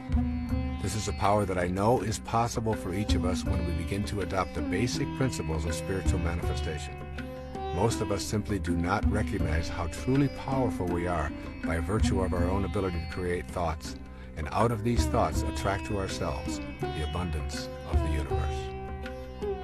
When we think rationally about this power, we immediately think of the conflict between having a free will and having a destiny. This conflict often obviates the need within us to think and live in unconditionally loving ways. Let's take a quick look at this matter of destiny, which is in the title of this tape, and put it into a different context. Destiny is not preordained. Destiny is ordained totally by you. Every single moment of your now existence is the result of your previous thought. The idea that everything is already laid out for you in advance is a hallucination. You can and do manifest your own destiny. Your free will is your gift of unconditional love. You create the destiny with this free will, and when you venture off the path of unconditional love, you are simply living an illusion. The illusion is that the thoughts that you have of your separateness from God's will put you into an obsequious position, that God is something you must fight or fear. Obviously, if this were true, God could not at the same time be all-loving. So what it means here is that you want to know the joy of unconditional love. The most important thing that you will gain from cultivating unconditional love will be freedom from hate and violence. When these thoughts are removed, you discover the presence of joy and peace. This is an automatic reaction to unconditional love because you are in harmony with the creative source. The ego identifies you primarily as a physical body, separate from God and in need of constant stroking to massage your self-importance. When you simply say this is an illusion and it doesn't really exist, those ideas are replaced with unconditional love, and the joy you experience is really the denial of the false and an affirmation of the truth of your being. You are absolutely free when you are not consumed with your self-importance. You are free when you no longer need to be stroked, coddled, and approved of by everyone you meet. There is a great sense of joy in feeling free. Think of times when you have felt the freest in your life, when the pressures to perform are off, when you are walking in nature, when you are in solitude and communing with God. Joy, freedom, and unconditional love are inseparable. They flow from the experience of each other. To be joyful is to hold on to nothing and to have no restrictions. This is also the feeling of freedom, and it is a result of embracing the unconditional love of the divine energy that is the center of your being. This is not to say that one ought not to enjoy a massage, a delicious meal, lovemaking, and all of the pleasures of the body, but it is the mind that is processing and allowing you to experience the pleasure. It is the mind that makes it real. Your purpose is to align your mind with the unconditional love that is the divine source of all material things, including your body. With that alignment comes joy and power. When one drop of water separates from the ocean, it becomes a speck that is essentially powerless and weak.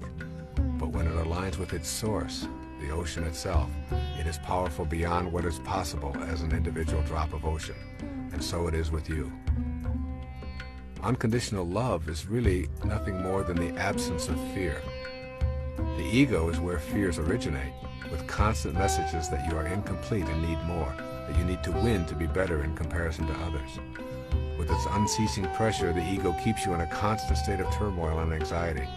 Here is where all fears are birthed and nurtured within you. To accept unconditional love as your premise for living, you will have to tell the ego that there is no need to prove anything, and that all you want or hope for is already here. With this kind of declaration, fear is removed from your life and is replaced with love. Remember the biblical quote, "Perfect love casteth out all fear." This principle of unconditional love as a prerequisite to manifesting your own destiny is a tough one to put into practice full time. Yet you can begin this process by working on it one step at a time, beginning right now. Here are a few of the ways of putting unconditional love into practice in your life. Remember to keep uppermost in mind that love transforms. Unconditional love heals the body and the mind. And then also remember that the polarity of love is fear. Fear is a current of energy that literally runs through your body and is produced when you feel cut off from the source of unconditional love. Every time you experience fear, ask yourself, what's going on that I have substituted fear for love in this moment? Also, begin to acquire a private, non-publicized, and regular habit of meditating. With every breath you take, feel yourself taking in unconditional love. With every exhalation, expel thoughts of fear.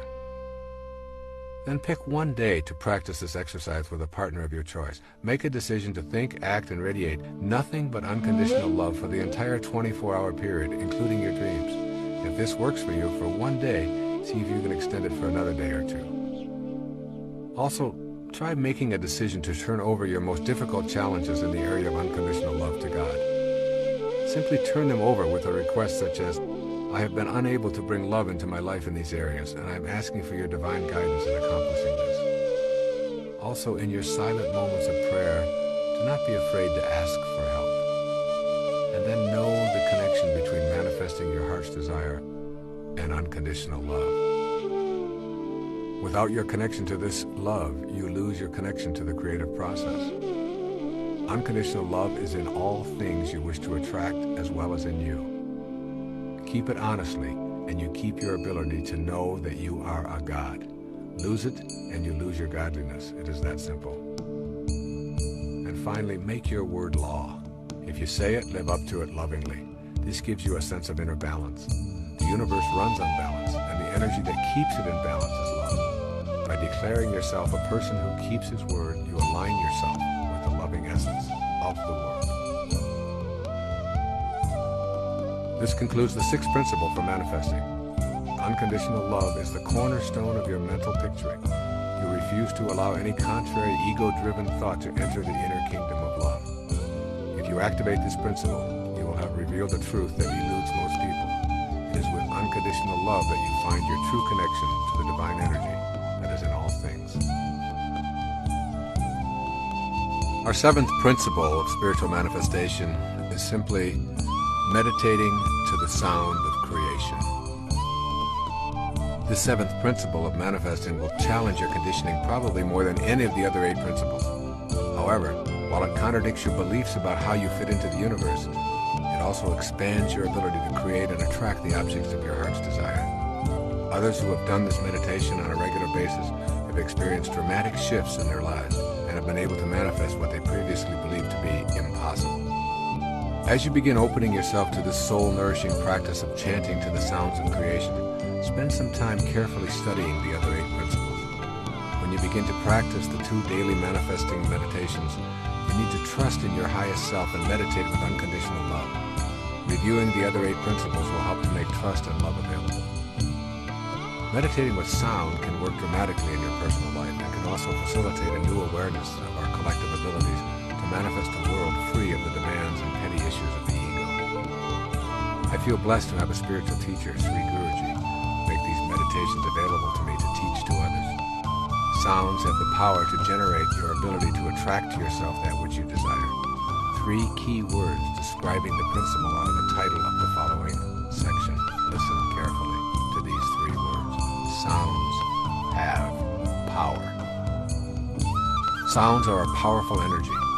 Every sound is a vibration made of waves oscillating at a particular frequency. The frequency range of the human ear is approximately 16 to roughly 40,000 vibrations per second. Sound is the intermediary between abstract ideas and concrete form in the material world. Sounds literally mold the abstract world of thought and spirit into shapes. In ancient ceremonial rites, words, sounds, and shapes combine to achieve certain ends. Each letter in a word signifies a sound and records the expression of a particular sound. Differing sounds were recorded for their own purposes. Sounds have an impact on us in a myriad of ways.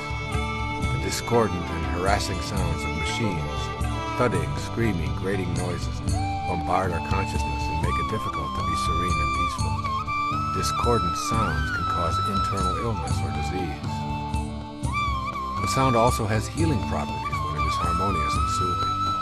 Healing takes place to the accompaniment of soothing harmonies and nature's music interspersed with spiritually nourishing silence. In addition to healing, sound is used in the creation process, which is the central concern of this 7th principle of spiritual manifestation.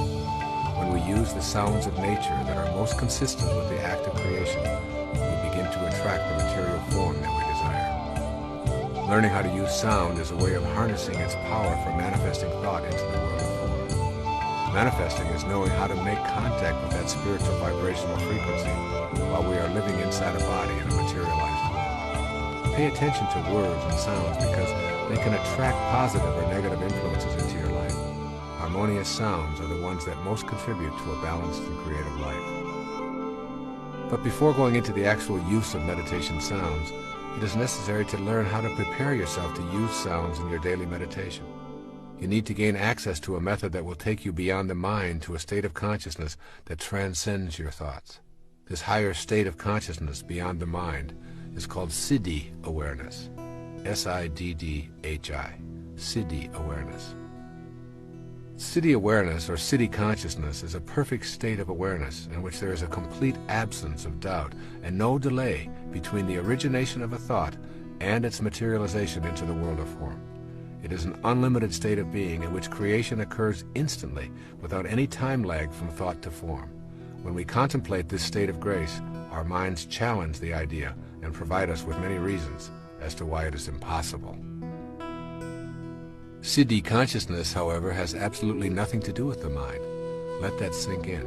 Siddhi consciousness is beyond the mind. This state of graceful being has nothing to do with the mind, whose nature is a constant inner monologue. The mind frets continually about an unlimited number of desires that can never be adequately fulfilled. You can give your body great pleasures with booze and sex, give it fancy automobiles and delectable gourmet meals, body massages, and every other imaginable delight.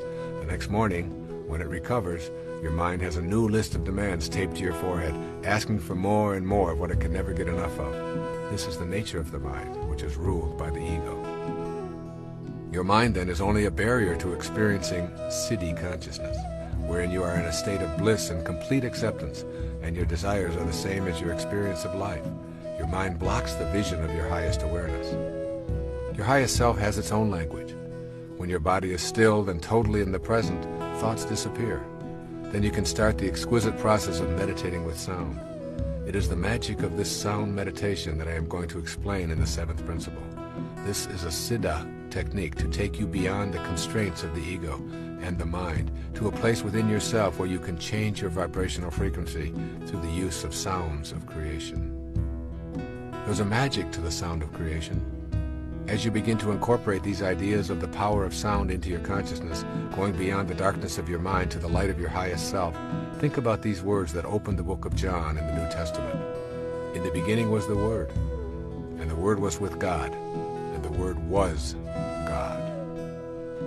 The word God has the same sound that is in virtually all of the names for the original Creator. All traditions describe a creator of the Word and humankind. Here is a list of names used for the Creator.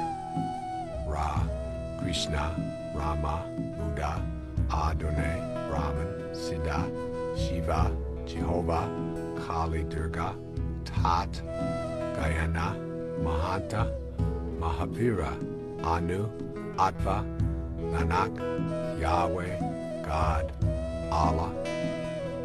The obvious sound that is in all of these names for the Creator is the sound Ah. Ah expresses a feeling of bliss and joy. The sounds of creation and joy are synonymous. It is not an accident that the name for the Creator in virtually all languages contains the sound Ah. Ah is the only sound that humans make effortlessly, simply by taking in a breath and without moving the lips, the tongue, the jaw, or the teeth. If you move any of these, the sound changes. Ah is the sound of effortless perfection, as is creation itself effortless and perfect. Ah, the sound of creation, is one sound you will want to use as you practice the language of siddhi consciousness. It takes you beyond the incessant self-dialogue that characterizes your mind. When you repeat the sound Ah in connection with your manifestation meditation practice, you are literally repeating the name of God. In Reflections of the Self, Swami Muktananda gives these words to his devotees who desire to know more about the state of siddhi consciousness. With eyes brimming with love, sing his name. All inner mysteries will be disclosed. Every bird and plant will reveal itself to you as Brahman. The knowledge of Vedanta will manifest everywhere. Oh, dear one, keep chanting God's name while sitting or standing or involved in the world. Never forget him. Unite your mind with the self. He explained that these names for God have specific combinations of inherently powerful syllables that have the ability to call forth the experience of God within us. Making these sounds acquaints us, perhaps for the first time, with the subtle God force within ourselves. Thousands of years ago, Patanjali set down his highly celebrated Yoga Sutras. They were designed to help guide seekers to the highest state of awareness, siddhi consciousness. He offered this advice: repeat and meditate on Om. Om is a symbol for the universal sound of creation. Repeating this sound causes the disappearance of obstacles and an awakening of a new, higher consciousness that is the creative energy. Continually chant God's name is the advice of the masters of self-awareness to those who seek to participate in the act of creating and manifesting. The sound Ah is the sound of God. Make the repetition of the name of God a daily meditation practice, and you will literally transform yourself into this universal sound of creation. You will become one with the sound that mediates between the world of form and the highest frequencies of the spiritual world. This creation meditation is also involved with 2 chakras of the body. Of the 7 chakras of the body, 2 are significant in learning this manifesting technique. The base chakra, the sex center, is one, and the third eye, located between the eyebrows, is the other. Imagine for yourself a channel between the base chakra and your third eye. You are going to clear this imaginary passageway between these 2 chakras and feel yourself open the third eye so that you can imaginatively project your manifesting energy out the new opening. The base chakra is the center of procreation. The third eye chakra is for the purpose of manifestation. Think of your third eye as the part of you that makes contact with the physical world that is invisible to the naked eye. You are attempting to open this third eye through the language of your siddhi consciousness. Now, remembering that ah is the sound of joy as well as the God sound, think about the sound that accompanies the process of procreation. Ah is the most common sound heard in the very act of procreation. And more often than not, God's name is repeated as a soul arrives from the world of the unseen into the world of materialized form. Oh God, oh my God, ah. Initially, this may seem amusing, yet it is incontrovertible that these are universal clues to the process of manifestation. The energy released through the root or base chakra brings about procreation. And what has taken place here? A release of energy from the base chakra, received by another base chakra, and a soul connects to form, from the unseen to the manifested, all accompanied by the sound of ah. Learning this technique of sound manifesting really involves nothing more than opening up the channel that exists between these two chakras in your body. Opening the third eye is an inner exercise of putting your attention at the third eye or mind chakra and projecting through it, feeling the joy that is associated with the sound ah. You experience it leaving the limits of your physical body, embracing that which you want to manifest and bringing it back to you. Implement this sound meditation in your morning practice. I have created a cassette tape and a compact disc called Meditations for Manifesting, which guides you through this morning meditation. In addition, that recording guides you through the second meditation, which takes place in the evening. However, here you put your attention on gratitude for all that has manifested into your life. This is also the subject matter of the ninth and final principle. Now we listen to the sound of that which is manifested. There's a second sound that reflects the vibrational frequency of manifestations in the physical plane. This sound is Om. If you reduce anything that you can observe on the physical plane to its ultimate sound vibration, you would hear the sound Om. This is the sound that women of ancient times meditated to while bringing their babies into the world. Whereas Ah is the sound of creation, Om is the sound of that which is already created. Om expresses gratitude for all that has manifested. There's a basic relationship between our level of awareness and the vibrations of the universe. This is why I include the Om meditation in the manifestation process. Repeating the Om sound in the evening tunes you to a higher state of awareness and to gratitude for all that has manifested into your life. Repeating this sound as a mantra of gratitude is one of the most joyous feelings you will ever experience, causing you to be in harmony with your environment. Using the Om sound is a way of bonding to all that manifests for you, in whatever form it shows up. It creates a peaceful space and contributes to your identifying with the manifesting principle. These two sounds, Ah and Om, used on a daily basis, form the basis for your becoming adept at connecting with what you desire and understanding totally the message of this tape, which is that you indeed manifest your own desires and destiny. Now let's take a look at the practice of meditating for manifesting. Manifesting and meditating cannot be separated. They are like the crest and the trough of the wave, separate and distinct from each other, but always together. You cannot become adept at manifesting the desires of your heart if you are unwilling to devote time to the practice of meditation. Meditation is simply the act of being quiet with yourself and shutting down the constant monologue that fills the inner space of your being. That inner noise is a shield preventing you from knowing the highest self. Engaging in sound meditation is a useful way of accomplishing inner silence and removing the influences of the constant chatter that is largely produced by the ego. The best times for meditating using this manifesting technique of repetitive sounds are at sunrise and sunset. If you are unaccustomed to arising at or before sunrise, make an effort to establish this discipline for a trial period of 90 days. What you want to do is establish yourself as a disciplined person. Early morning, particularly prior to sunrise, is the best time of day to awaken. The silence allows you to feel close to God. You can feel the energy of healing and solutions in the silence. Use specific acts of personal courage to awaken during these hours, knowing that the time will provide you with far more rest than the remaining hours of your scheduled sleep. When the sun first begins to show itself in the morning, its energy breaking out of the darkness is most intense. This is the ideal time to begin your manifesting meditation.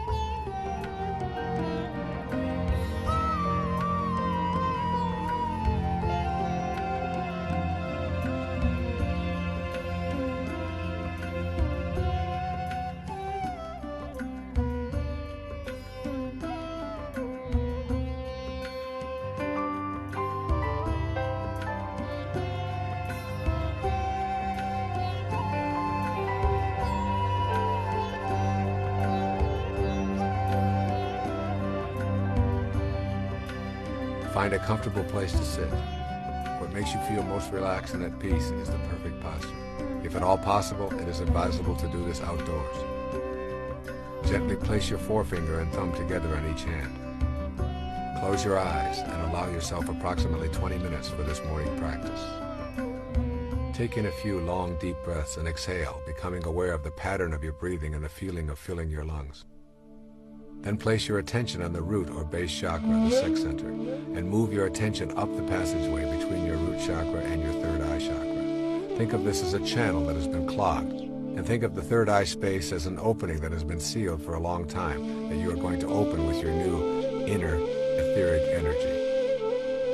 Now take a deeper, longer breath of air, filling your lungs, and as you release the breath, say out loud the sound ah, with as much emotion and volume as you can imagine. Ah. Place your attention on clearing the channel with the sound of ah. While you are doing the ah meditation, add to your mental picture what it is that you would like to be able to create or manifest without being at all attached to how it will surface in your life. Repeat the sound of ah as your mantra for the entire time. However, do it out loud and with emotion for only approximately the first 1/3 of the time. Move your attention up and down the inner passageway between the root chakra and the third eye chakra. With the inner energy that you are feeling from the sound of creation resonating within you, open this third eye in your mental picture and propel the creative force through it into the world of form. Imagine its release from your inner being to a point at which it circles the world and surrounds the objects of your desire. Trust that this energy will connect with the universal energy that is the God force and will send the objects of your desire into your immediate world. This must be done in accordance with all 9 of the principles of manifesting that are explained in this tape, which means you have an absence of doubt, complete trust, unconditional love, and a knowing that this power of attraction is within you and in all things. Gradually, you will begin to experience an overwhelming sense of bliss and peace. For the next approximately 1/3 of the morning meditation, say the ah sound softer and softer. Stay focused on the third eye, which is now open and sending out this creation energy and the feeling of your desire manifested. For the final third of your morning meditation, repeat the sound of ah to yourself silently as a mantra, and keep your attention on the third eye and the glorious feeling of gratitude that you are already experiencing for having this manifest into your life. When you have completed approximately 20 to 30 minutes of this manifesting meditation, your morning session will be complete. Some people have used this meditation to manifest peace for themselves or those they love, to center themselves on a healing, or to bring a relationship into their life. Others have used it for such matters as selling a house, getting a promotion, overcoming an addiction, attracting money, or whatever. The possibilities are unlimited. What you are doing when you do this morning ah meditation is resonating with the words.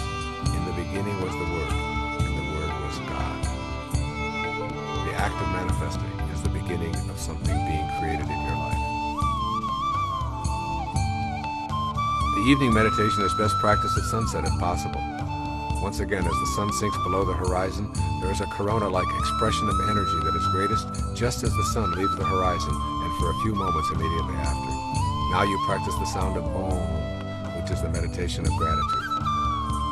The practice is identical to the morning meditation with the exception that now you are not asking to manifest anything. Instead, at the end of your daylight or as you retire, you are simply saying thank you to the universal intelligence that we call God for all that has manifested in your life.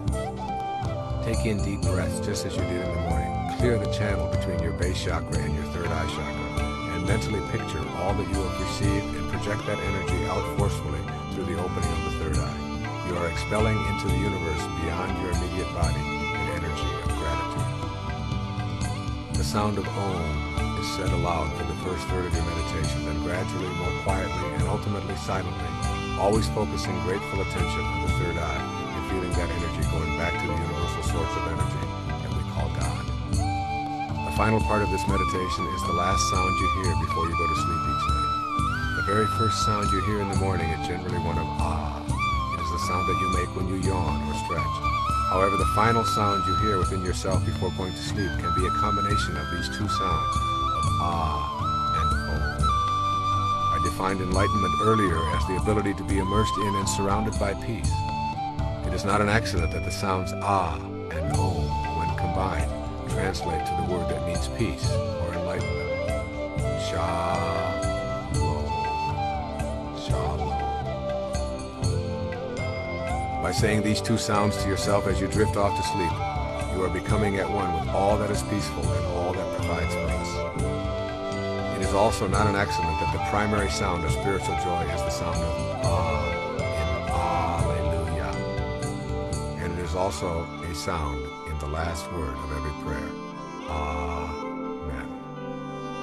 Give this glorious, peaceful, enlightening manifestation meditation practice a 3-month trial using each of the 9 principles outlined in this book, and see if you do not experience your heart's desire appearing. Alleluia. Shalom. The 8th principle for spiritual manifesting simply says, patiently detach from the outcome.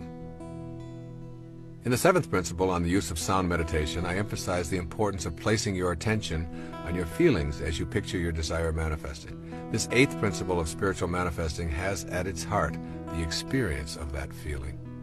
The manner of how and when it is desired shows up is something that you must not try to control. Manifesting is not about making demands of God in the universe. Manifesting is a cooperative venture in which your intention is aligned with divine intelligence. That intelligence is in all things and in you simultaneously. Demanding that God send your desire according to your timetable and design reinforces the incorrect idea of God as a separate energy. There's an important concept to try to grasp here. It's called intelligence apart from individuality. Most of us believe that the recognition of any other individual affirms a point at which our own individuality ceases and the other's begins. This belief is part of our conditioning, and it imposes a great deal of limitation on us. If this pattern were ascribed to the universal mind, it would describe a God that at some point ceased and something else began. To be universal and to recognize anything as being outside itself would be to deny its very being. So the nature of universal intelligence is an absence of individual personality. You are in an impersonal and intensely intelligent ocean of life that is all around, under, and in everything, including you. Though you have been conditioned to believe that you are an individual, you are actually a part of the grand universal nature that is infinite in its possibilities. This undifferentiated intelligence responds to you when you recognize it. Ask yourself what the relationship of this universal mind is to you. It cannot have favorites if it is the root and support for everything and everyone. Lacking individuality, it cannot be in conflict with your desires. Being universal, it cannot be simply shut off from you. All these statements characterize this all-producing mind as responsive to you when you understand your relationship to it. Your task is to bring the universal energy within your grasp by raising yourself to the level of that which is universal, rather than bring the universal down to a level of misperceived individuality that is separate from the universal. You need only to recognize it to attract it to yourself, rather than ask it to recognize you and bring you to it. Having learned a different set of principles, all of this may sound a bit confusing, yet it is crucially important for you to know this before moving along on the path of manifesting. There's a power of infinite patience. This provocative line is from A Course in Miracles. Those who are certain of the outcome can afford to wait, and without anxiety.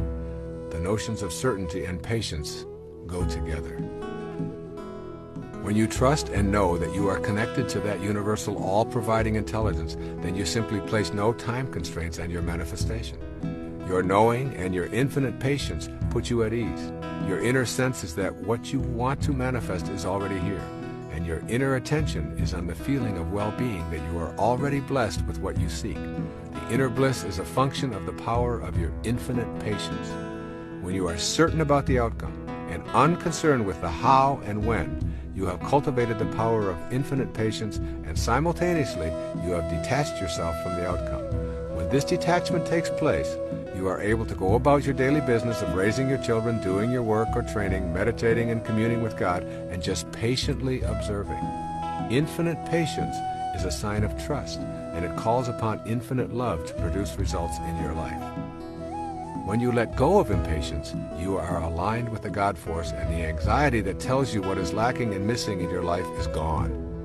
You will know that God has been patient with you no matter how long it took you to come around, regardless of how far you may have wandered, and no matter how much you may have refused to listen. Infinite patience produces almost immediate results in your life. You become free when you relax your insistence to have it now. As an infinitely patient person, you know that you are already where you want to be, and there are no accidents, and that all that appears to be missing is nothing more than an illusion perpetrated by your ego. With this awareness, impatience leaves, and you stop looking for results of your manifesting meditation.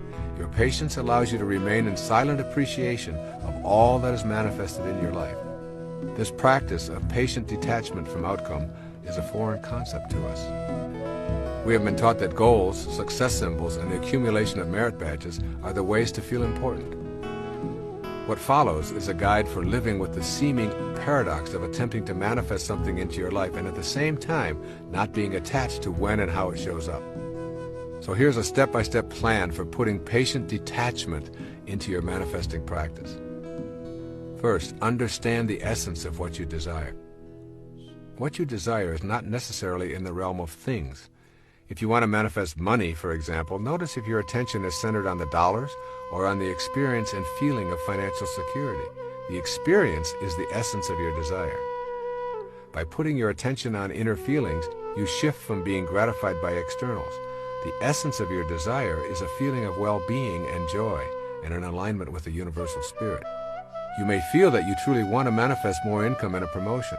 Detach yourself from the in-the-world promotion and increase in pay. Put your manifesting energy on the essence. You're wanting to feel more secure and less stress. You will probably begin to see things arriving in your life that reduce your anxiety. They may seem to have very little to do with what you originally thought you wanted. And then secondly, banish doubt and enter into the realm of certainty. When you've removed doubt about your ability to manifest, it will be easy to detach yourself from the outcomes and all of the details. Your trust in yourself and in the divine energy of the universe is all you will need.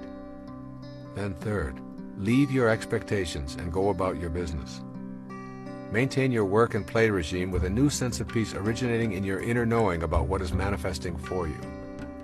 Remain completely detached from the inclination to measure and calculate what is and is not showing up for you. And then fourth, in this step-by-step plan, maintain privacy about your desires. Sharing your manifestation efforts decreases the energy and deflects the energy into the ego's need to gain approval. Then fifth, be aware of the cues that your desires are manifesting. Keep in mind that the way things will show up in your life is not necessarily related to what your rational brain expects. Things may begin popping up into your life that were never there before and which may surprise you as you notice them more and more frequently. These synchronistic events and happenings are the result of beginning to live in a heightened state of awareness. Pay close attention to the cues as they surface and gently tell yourself, it's working, I can see the results. And then sixth, act immediately on the cues that arrive by acknowledging them. When you acknowledge the early signs of arrival of what you wish to manifest, you are giving your inner energy a positive charge and recognizing the divine universal intelligence. This recognition is essential to the continuation of this manifesting process. And seventh, don't think of your manifestation as a special favor. To see manifestation as a favor is to begin the process of bargaining with God and believing in your separateness from all other living things. Your desires manifest because you are in perfect alignment with your source of creation and because you are not placing any limitations on what can come into your life. And then eighth, view any and all obstacles as lessons, not indications of failure. Keep in mind that you are practicing patience and detachment from outcome. Everything that shows up in your life is supposed to. This includes the falls in your life. They provide you with the energy to propel yourself to a higher state of awareness. And then ninth, release all judgment from your manifesting practice. This requires you to be willing to suspend your inclination to judge that which shows up in your life as right or wrong, good or bad, attractive or unattractive. Your judgments halt the flow of universal energy into your life and put you at odds with that divine power. Your ability to manifest depends in large part on your willingness to leave behind the collective judgments that make up the totality of human beliefs. Detaching from these beliefs is one of the greatest challenges of your life. You will probably experience a sense of loss and perhaps a feeling of loneliness as you make this step out of judgment. The reward is that you will begin to expand your own perceptions and accept what others believe are their perceptions. A business card you might find walking on the beach, a book or a tape recording, a message intended for another but is in your mailbox. All these can be cues. Send away all judgments about how anything arrives in your life and refuse to assume the collective judgments that permeate the beliefs of most of the people you encounter. As you notice what arrives and disappears, try to do it with a feeling of total acceptance. In your inner world now, anything you can imagine is actually a part of you. Your proclamation of being wealthy and happy, if taken to that inner non-judgmental world, will lead you to feel wealthy and happy. This in turn will lead you to begin acting in new ways. You will begin to create a new concrete reality of wealth and happiness within yourself as you generate a positive attitude toward all you encounter. No judgments, simply maintaining an inner feeling of having already manifested whatever it is you desire. Your mind will attempt to use logic, but manifestation is not logical. Your mind will try to employ negativity, insisting that you are too old, too stupid, or too undeserving, that you never win anything, that you've wished for things in the past and been disappointed and there's no reason to expect things to change now. This is the attachment of the mind and the ego to results in past history. Meditation and intuitive feelings are two ways to supersede the mind. The emphasis is on detaching from the collective unconscious beliefs, refusing to judge, and patiently allowing the universal source to deliver what you are now totally aligned with in your inner world. And 10th, learn to relax in peace and knowing. The universal intelligence works at its own perfect pace. It will deliver when you are in alignment with the 9 principles detailed in this tape. The delivery is guaranteed by the absence of doubt that you cultivate and total trust in the presence of this energy in all things, including that which you are going to attract into your life. And finally, on 11th, use affirmations to keep the energy flowing and to detach from the outcome. The most useful affirmation I can provide in this regard is really quite simple. I am infinite and universal, and I trust in the divine power of the universe, which is also within me. This then concludes the 8th principle for spiritual manifestation. This 8th principle revolves around transcending your mind and the collective mind that has been with you since your conception. It asks you to be patient when your mind will demand results. Once you perfect that infinite patience, you will demonstrate your trust in something other than your own limited body-mind, and you will peacefully allow your desires to manifest in their own good way, in their own good time. Our 9th and final principle of spiritual manifestation is called simply reacting to your manifestations with gratitude and generosity. The conscious expression of gratitude and generosity is the final principle in this miraculous process of spiritual manifestation. Experiencing an inner sense of gratitude and generosity is the result of being in harmony with all the other 8 principles discussed in this book. Gratitude is your expression of acknowledging the oneness of the universal energy working in cooperation with your desires. Let's look at the nature of gratitude. Gratitude is the complete and full response of the human heart to everything in the universe. It is the absence of feeling alienated or separate. It represents our full acknowledgement and appreciation of the energy flowing through all things and brings gifts to us in the form of the fulfillment of our desires. Gratitude recognizes that nothing is to be taken for granted, and, most important, it is an expression of complete, unconditional love in the form of a thank you to the God Force that is in all things. It is a way of being one with the God Force in full inner serenity. It recognizes that the spirit within ourselves is the same as that which sustains all life on the planet. Gratitude then represents the whole of ourselves. When we feel grateful and give thanks, sending out this kind of loving energy to the world in the same fashion that we did when we were asking for our heart's desire to be manifested, we feel complete. Gratitude allows us to feel more connected to that for which we are grateful. Gratitude acknowledges that we are the recipients of the generosity of others, of life, and of the universal spirit. Gratitude contributes a loving response to the whole of creation and to your relationships with creation. That relationship illustrates for us how interconnected and interdependent everything is, including the manifestations in our lives. When we understand the nature of gratitude, we can more clearly identify those things within ourselves that are obstacles to practicing gratitude. Gratitude is an inner process. It is an attitude of thankfulness, even when things do not appear as we would prefer. Rumi once wrote, "Don't grieve for what doesn't come. Some things that don't happen keep disasters from happening." Gratitude is a way of experiencing the world with love rather than judgment. three most common obstacles to an attitude of gratitude originate in your mental processes. The first is simply called fault finding. You always have the choice to be love finding or fault finding. The fault finder focuses on what is wrong and what is missing. That focus shows up as criticism, judgment, and anger. The feeling is of being against the manifestations that appear in the world, rather than being for what one receives. As we think, so shall we be. If you are using your mind to think about what is wrong and what is lacking, this is precisely what will manifest for you. Finding fault, rather than being grateful and being a love finder, guarantees that you will not be able to participate in the co-creation of your life and the fulfillment of your desire.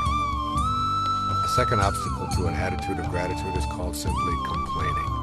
The complainer always feels shortchanged and deprived, and consequently becomes envious and bitter toward those who seem to have been blessed with what is missing in his or her own life. The inner experience of complaining leads to being angry at the universal source that seems to have denied you the benefit of its infinite supply. Complaining is an expression of the absence of love in your inner world. When you feel love, there's no room for being upset with God for not delivering your ego's demands. And the third obstacle to an attitude of gratitude is taking what you have for granted.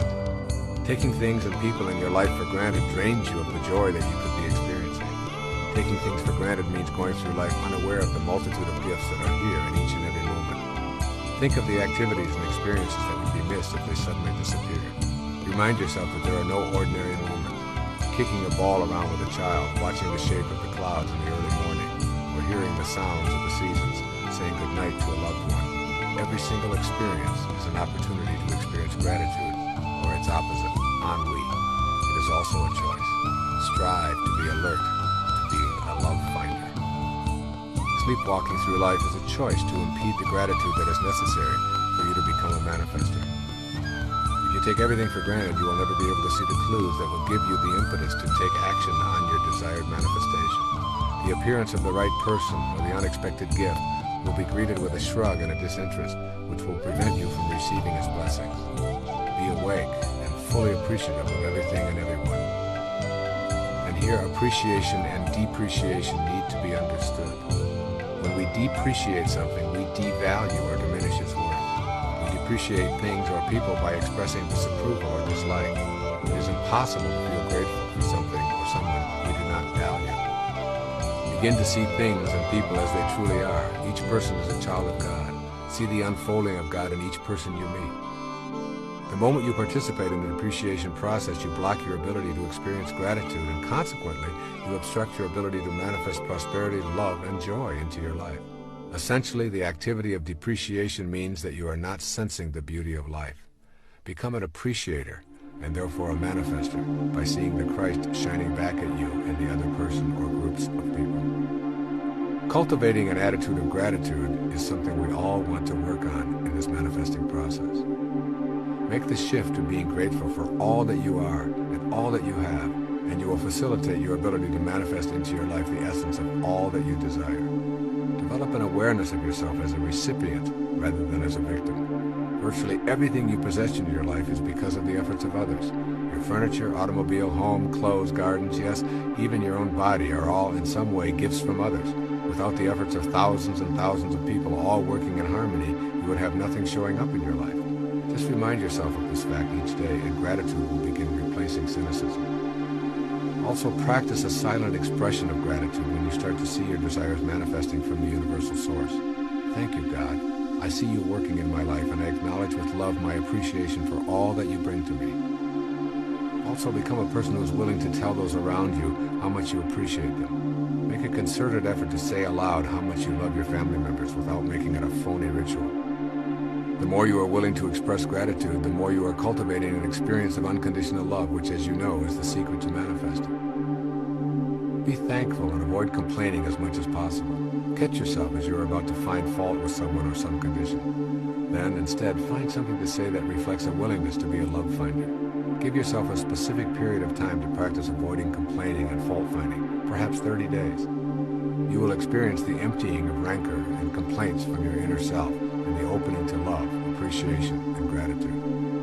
Begin each and every day with an expression of gratitude and thanksgiving. Every morning when you awake, you have been given the gift of a sunrise and 24 hours to live. Take in a deep breath and be grateful for this exhilarating experience of breathing in life and love. End your day with an expression of love and a repetition of the word for peace, shalom. Be aware of the need to be grateful for the suffering and struggles that are part of the fabric of your life.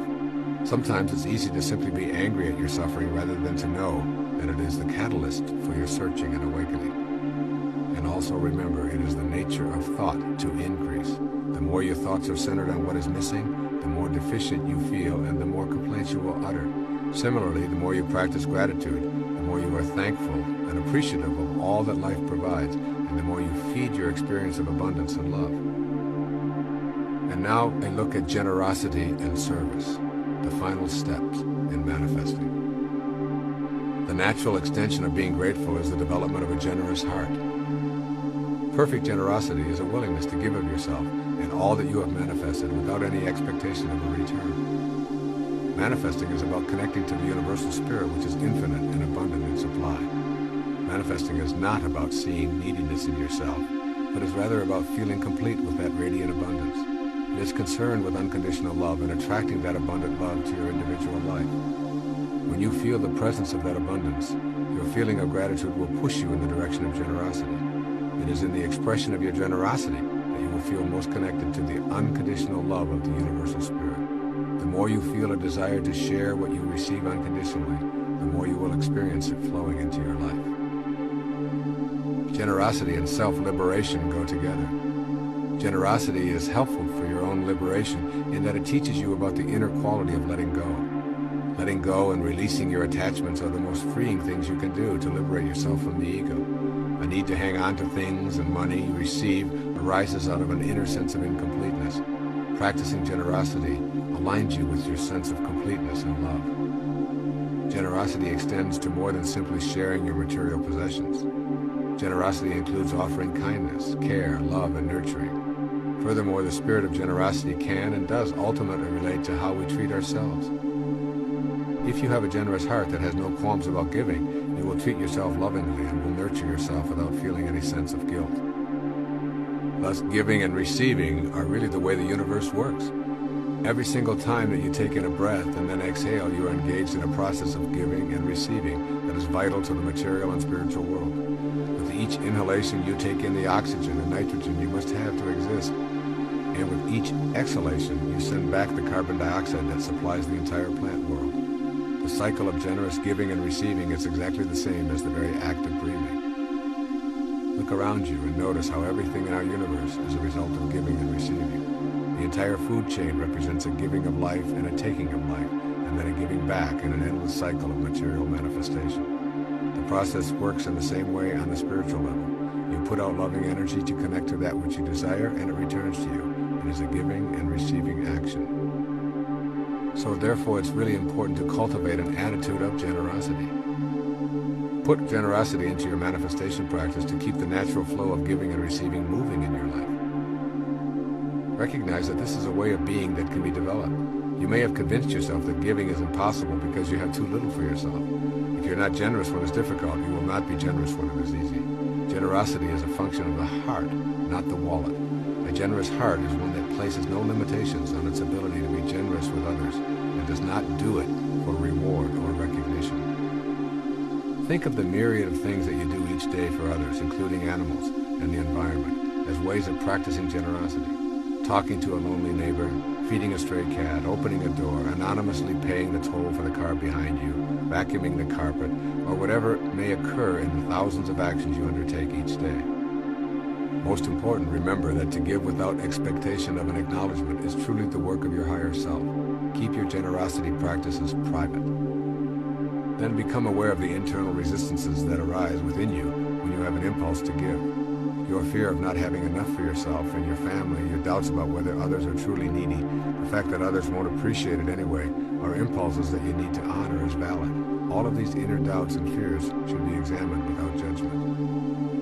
And then give yourself designated times and periods of time to practice being generous, particularly in offering service or in giving of your time. Sometimes I notice my young son out playing soccer by himself, wishing in his heart he had someone to play with. I remind myself to forget about the zillion things I have to do, my state of fatigue or whatever, and I designate the next several hours to simply sharing my time with him, something we both love. Practice being able to receive. Accept help when others offer it. Allow others to do for you without feeling embarrassed or without feeling that your independence is threatened. If you turn off the receiving side, you cut the natural flow of energy, just as if you turned off the giving side. Receiving is very much a component of the spiritual practice of manifestation, and you can work at allowing this into your life with gratitude and love. Furthermore, practice giving just a bit more than you think you can, and a bit more than your own comfort level allows. Whatever you have convinced yourself is the limit of your generosity, try going beyond it. You also can practice a little bit more generosity with your own self than you are normally accustomed to. Order the item on the menu that costs more, or give yourself a few extra days on your vacation trip, or allow yourself the luxury of a body massage or a facial. Extend your generosity into service as a way of life. Our encounters and relationships are a central influence on ourselves and each other. Service is a word that is not commonly thought of as part of our ordinary relationships, yet service simply cannot be separated from relationships. When you cultivate an attitude of gratitude and generosity, you will find yourself wanting to be in the service of others. You will find it natural to extend that which you receive into the service of others as well. If you receive a great teaching, you will want to teach it to others. If you receive love, you will wish to extend that love unconditionally outward. Your relationships will automatically be felt as gifts for the service of others. When you contemplate the purpose of your life in the material plane, you will discover that the only thing you can do with your life is to give it away.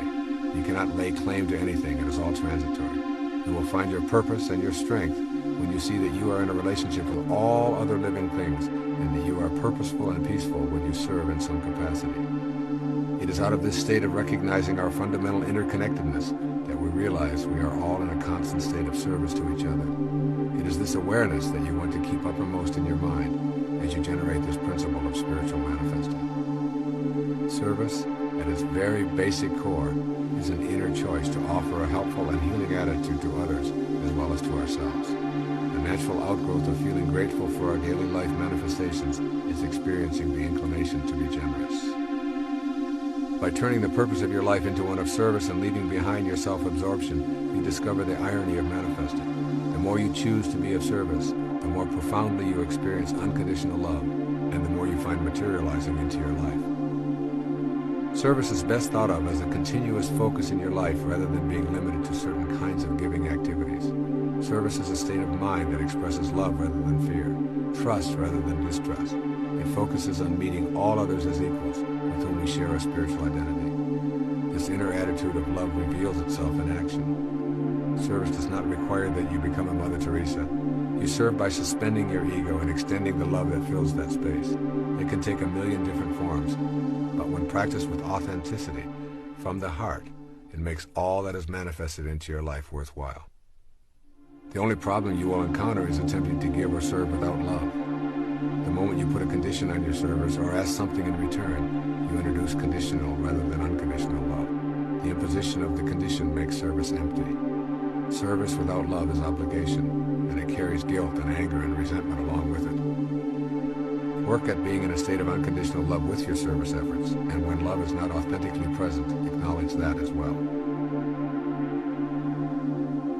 This concludes the 9th principle of spiritual manifesting. Be willing to take all that is attracted to you as a result of your practicing the manifesting principles. Be willing to turn right around and in a spirit of gratitude and generosity, devote yourself to an act of service. The more you practice in this light, the more you will see the objects of your desire coming to fruition regularly. I want to close this final principle with another observation by Rumi titled The Servant Who Loved His Prayers. It sums up all that I have said, not only here in this final principle on gratitude, generosity, and service, but in this entire program. Listen to the words carefully, and as you end this tape and go to work on your own spiritual manifestation program, recall this passage by Rumi, born in the year 1207 in the Persian Empire in what is now called Afghanistan.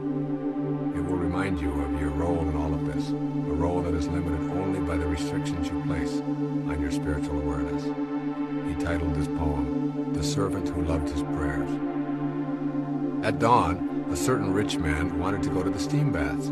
He woke his servant, Sunquar. Ho, get moving, get the basin and the towels and the clay for washing, and let's go to the baths. Sun Kuar immediately collected what was needed, and they set out side by side along the road. As they passed the mosque, the call to prayer sounded. Sun Kuar loved his 5 times prayer. "Please, Master, rest on this bench for a while that I might recite Surah 98, which begins, 'You who treat your slave with kindness.'"